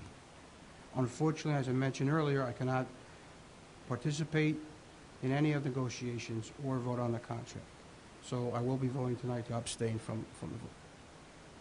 That's all. First, it was obviously a very long process, but I think it was a good process because we have to consider this is $90 million of our taxpayers' dollars. It was just, I believe, negotiation, as I learned, you find a common ground. If everybody walks away from the table with a consensus that it's a good plan, I think it is a good plan. First, I'd like to thank all the members of the negotiation team, both representing the WOEA and representing the Board of Education. Countless hours were put in there. Our attorney is here, Mr. Giacobbe, this evening. Thank you. You are a rock star. Thank you very much. I'd also would like to thank, like I said, all members. I mean, whether it was an interesting process, and I would really like to thank the ladies in the room who joined me, because sometimes the testosterone in that room was just mind-boggling. So Denise Keenstead and Stacy Varinelli, thank you for being there, giving me a chance to breathe sometimes. But the end result, this is fair to both the staff and to the taxpayers. We did find a middle ground, and at the close of this, I would like to thank Mr. Rutsky, Mr. Calavano, Anna, and I'm sorry I don't recall her last name, who was the assistant BA? Flores, thank you very much. Janine Keenstead and Barbara Walls, because we, as a board, wanted this retro pay to go out to the staff prior to the summertime, so we could all just take a deep breath, go, okay, that was a time, and start our school year off fresh. And I'd like to thank the board for listening to everybody. I'm sorry Mr. Schwartzbaum is not here this evening, and I'd like to thank Mr. Schwartzbaum and Mr. Charles for their time serving on the negotiations committee, but it's done. So we've had a long time, but again, it's a healthy process, and it is a good settlement for both parties. I'm good. I would like to also add my thanks to all the teachers, the union leaders, for their hard work and patience, even though it was a little rocky at times with the protests and back to school night and everything. We do understand and we do appreciate your work. Also thank you to the negotiations committee, Ron Charles, Barb Schwartzbaum, Laura Lab, and to all the administration and staff, Mr. Calavano, Mr. Rutsky, thank you so much.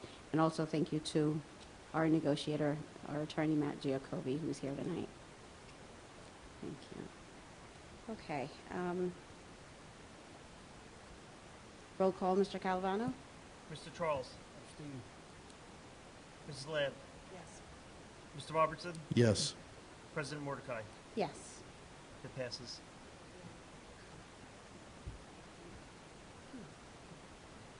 Sigh of relief. May I have a motion, please, for personnel 1 through 7? I will second. That includes the addendum. Thank you, including the addendum. Any discussion, please? Mr. Calavano, I'll be abstaining from voting on a few names. Deidre Atherton Dyson, Charlene Davis Williams, Dawn Edwards Reynolds, Dagmar Hobson, Teresia Hughes. That's right. I'll I'll review give the it tape to you. anyway. I'll give it to you. Amber Levine, Magdalia Pierre Louise, Yvette Warren Hayes, and Gloria Watkins.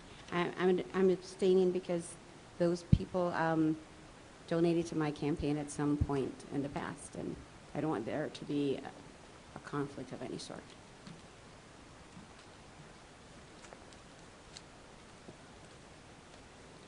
Mr. Calavano, roll call. Mr. Charles? I will abstain from part 1, contract and retro, yes on everything else. Mrs. Ladd? Yes. Mr. Robertson? Yes. And President Mordecai? Yes, with the your abstentions. right? Yes. May I have a motion, please, for letter B, curriculum and instruction? I'll move that. I will second. Thank you, Mr. Charles. Any discussion by the board? Yes, please. I think that the gifted and talented, or it was actually named the gifted plan, has made major strides beyond where we were. The HAP program needed major revamping from a curriculum standpoint and at so many levels. However, I'm concerned that some of the questions and challenges from the original presentation should be resolved before it moves ahead. Defining talented never happened.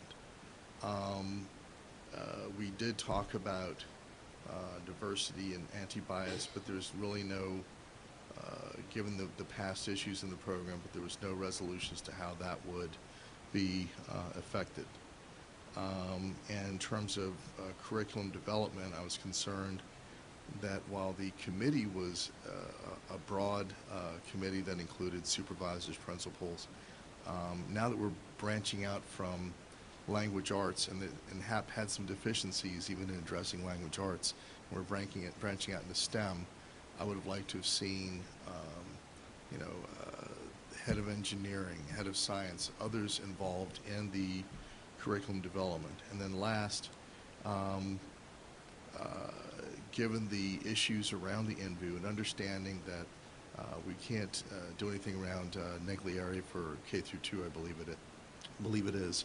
While the embargo exists, there are other tests out there, COGAT and others, that are potentially adaptable, and understanding that the IQ test, I do believe that we need some sort of test. I am one of the folks who believe that it should be a criterion, but I believe that we should have looked at other tests to substitute, and that homework has not been done yet. All that being said, I think that major strides were made, but that it's not in the form where it needs to be yet.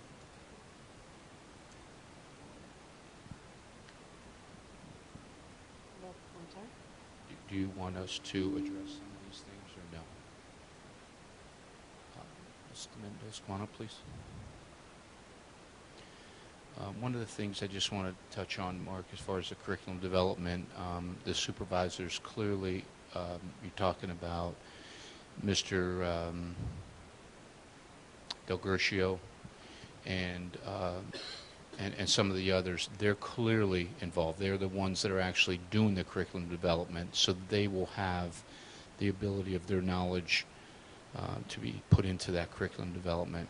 I'm not going to speak for looking at all the other tests because that was something that was charged to Mr. Mendez, but I'd like you just to address all of the tests that were looked at, evaluated, etc.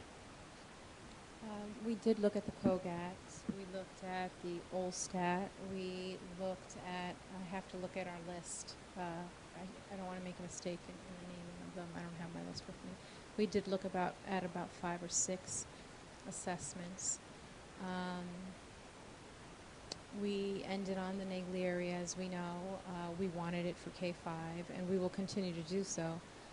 The Gifted Committee's work is ongoing, so as we continue to move forward, then we can make any alterations we need to. With regard to curriculum, we'll definitely have all of the participants from the supervisory team giving input and or helping us design that curriculum. And remember, the program isn't set to begin until January of next year, so that gives us the time to address any concerns. Thank you. Thank you for addressing that. A couple things. Jeff, I appreciate that Mr. Del Gercio and others you're saying will be involved. That wasn't actually presented at the last meeting. There was a team of 3 people that was presented as developing the curriculum. So that was not presented, number one. Number two, given that it is going to be implemented in January, it means we still have time to answer these questions. And you did actually say that you felt that InView was a biased test, and I know that you looked at all these other tests, so I'm not sure. I can't say because I didn't do all that homework. I'm familiar with some of them, but it would be interesting to see how what the profiles were for the other test, what the pros and cons were, since the assessment is a key criterion in the selection. And I do agree with the assessment being a key criterion in selection, to be clear. I still just don't feel comfortable with it at this point. I'm sorry. Mr. Calvano, roll call. Mr. Charles? Mrs. Lab? Yes. Mr. Robertson? No. No on all three? Oh, no, I apologize. Yes on 1 and 3, no on 2. President Mordecai? Yes.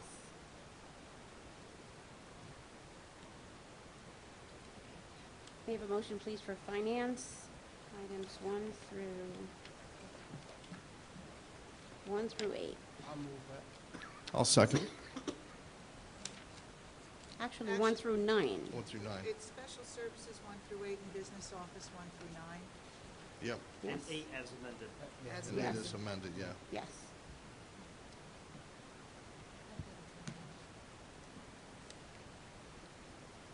I believe it's been moved and seconded. Any comments by the board? Oh, yeah, I got one. I do this all the time. It's one of the things that really kind of irk me as a board member. But under special services, number 4, we are being asked to approve retroactively for the 2015 to 2016 school year, $102,498,000 for back tuition for out-of-district special education placements. It just kind of shocks me every time. I don't know any other business that actually could back bill you over a year later after you contract for a fee. Also on number 8, under business office, I'm just so pleased after so many people for years petitioning to get a traffic light at Alyssa and Lakeview that we are able to approve, hopefully, the monies that will support the traffic signal on behalf of the school district. It is a ridiculously long time coming. That's all, Madam President. Okay. Mr. Charles? Mr. Robertson? No. I want to thank Ralph, Lauren, Winnie Chen for their donation to West Orange School District of 83 Clearview storage bins valued at $1,040. They will come in handy. We always need them. And roll call, Mr. Calvano. Mr. Charles? Yes. Mrs. Lab? Yes. Mr. Robertson? Yes. President Mordecai? Yes. May I have a motion, please, for reports? I'll move reports 1 through 3. I will May I have second. Thank you. Any discussion by the board? Moving forward, I do hope the high school has their second school emergency bus evacuation drill sometime prior to June 15th. I think it really should be done with the rest of the schools in late winter, early spring. And so hopefully Mr. Rutsky will share that little bit of information with the high school administration.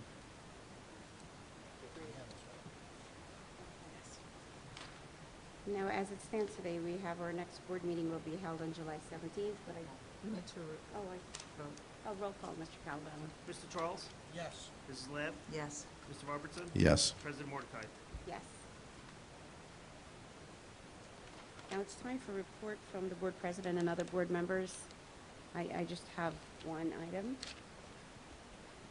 I'd just like to say, actually I have 2 items. I'd just like to say congratulations to all our students who graduated this year, moving up ceremonies, kindergarten all the way through to high school. It was a very wonderful ceremony. I believe it's the first time in several years, at least the first time in my memory, that we've had it outdoors on the football field. And it was a beautiful night, and everything was so well done. So kudos to the administration and staff at the high school and everyone who came in to chaperone and help and make sure we lined up just so, and to Perry for taking all those lovely pictures with the drones. I don't think I've ever been captured on a drone before.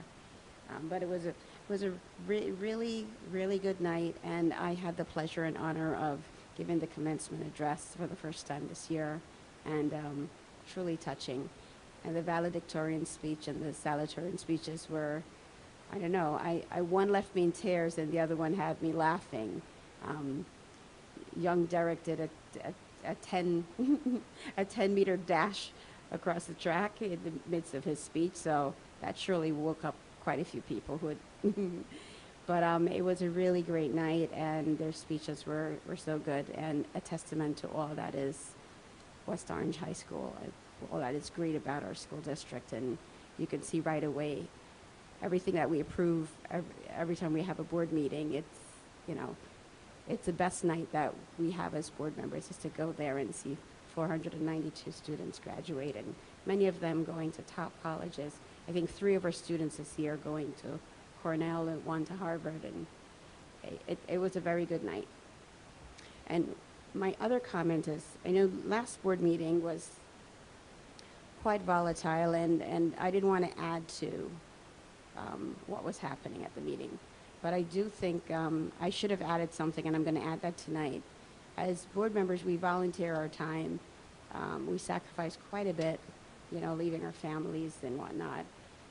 So it was quite troubling to know that on social media that one of our colleagues'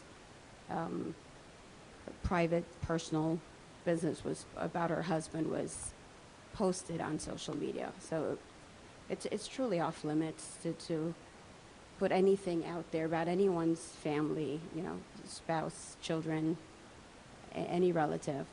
And this is truly a labor of love for all of us. We're all passionate about our town, education, and children, and it's about us. You attack me anytime on social media, but never our families. And apologies to Mrs. Labatt, you had to go through that. I didn't think you needed defending. I think you responded the way I would have responded if, you know, something was said about my spouse or my children.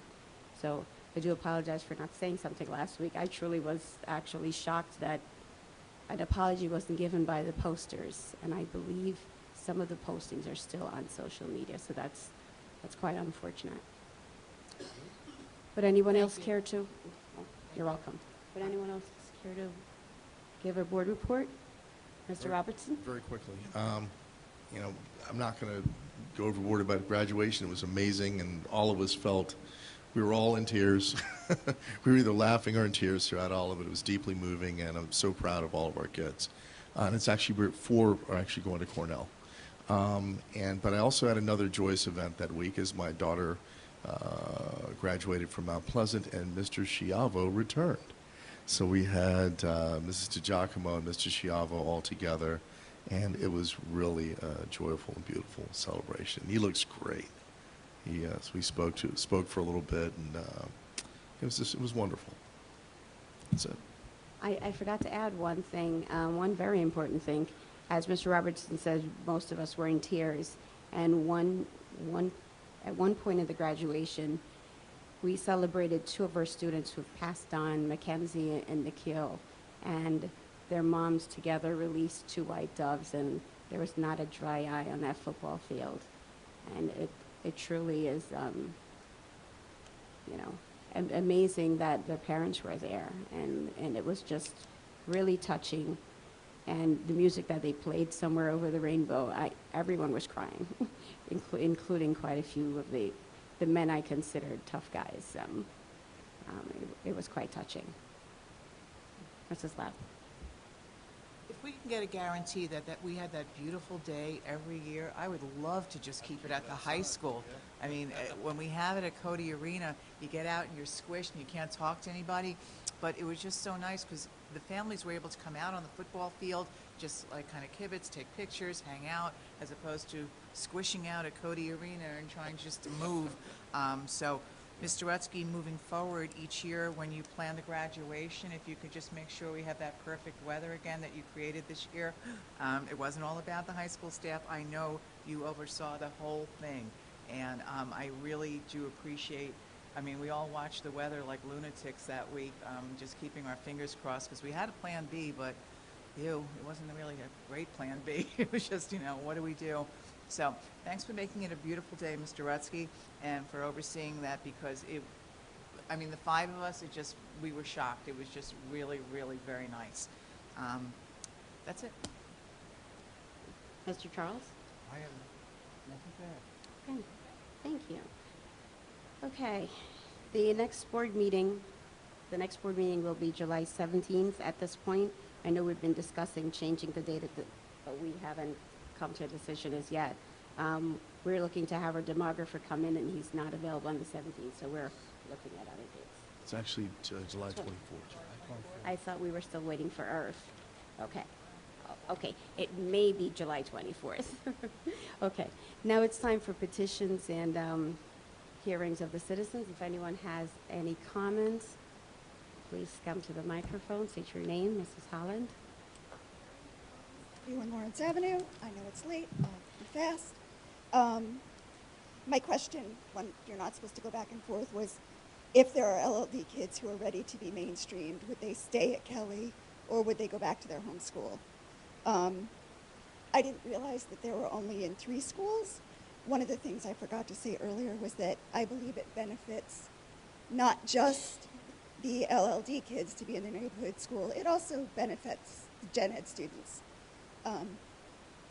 My son got to be safety patrol for Miss Bernstee's class, and it was a really good experience for him and led him to being a lunch pal at Roosevelt. And seeing that empathy grow in him has been really helpful.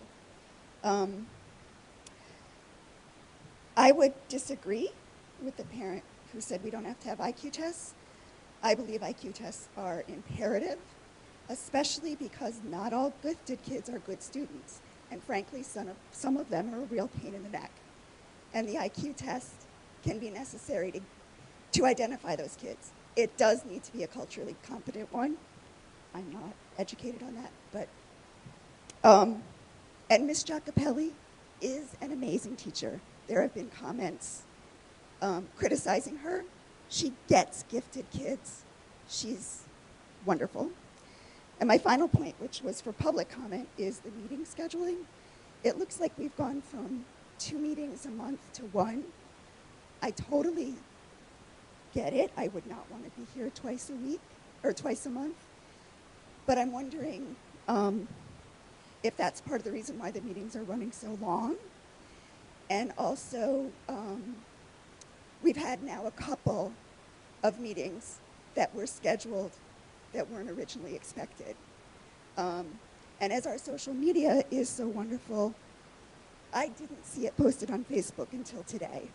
And I went back and scrolled to see if I just missed it, and it still wasn't there. So as soon as that notice goes out to the newspapers, I believe it should also go up on social media. Just something to think about with the scheduling. And thank you for all your time. Thank you. Mr. Alper. Hello, Ken Alper, 45 Palomar Terrace. It was great to see the strategic plan update, especially the one about safe routes to schools. So just to that end, school being out, I just wanted to take this opportunity to thank all 5 board members and Mr. Rutsky for their support and help establishing and staffing, allowing the staffing of the Gregory Bus Loop and Kiss and Go. And thanks to the Gregory staff, which kept it running so smoothly day after day. Lisa Asman, Danielle Marino, Carol Ann Wells, and Michelle Thompson, along with a rotating series of aides, including Amy Miller. We had a wonderful accident and incident-free year. We dramatically improved student pedestrian safety. We solved our long-standing parking problem, and we significantly improved traffic flow all through the area. The Kiss and Go in particular served over 100 cars a day with more than one student, and most of them multiplying it out, that's something like 27,000 separate students, obviously the same students again and again, but 27,000 student disembarking from cars, which is sort of astounding for no incidents throughout a whole year doing it's just great to see what we can accomplish when we all work together, board, town, and families, and I hope we continue to make strides in those ways. So, thanks. Thank you. Thanks again. You're welcome. Sorry, Sarah Doan, 47 Oak Ridge Road. Regarding the gifted program, I would just like to echo the concern of implicit bias, but that's why I like the testing requirement, is because I feel like Ms. Holland said, there are some students that they test really well, but they're not necessarily recommended because they can be maybe a little difficult in the class and lack maturity. So I think sometimes that's what the testing requirement gives you, more of an objective measure of where the student is in terms of their academic capability. But I would like to voice a little bit of concern because the way that I kind of understood the program when it was described in the parent meeting was that there's going to be potentially more entering and exiting of the program, and I'm not sure what kind of thought has been given to just the pressure that will place on the students if there's going to be potentially more students asked to exit. And I wasn't quite clear on whether or not more students are going to be exiting now than were before, if that makes any sense. Okay. Thank you. Mr. Ruffsky?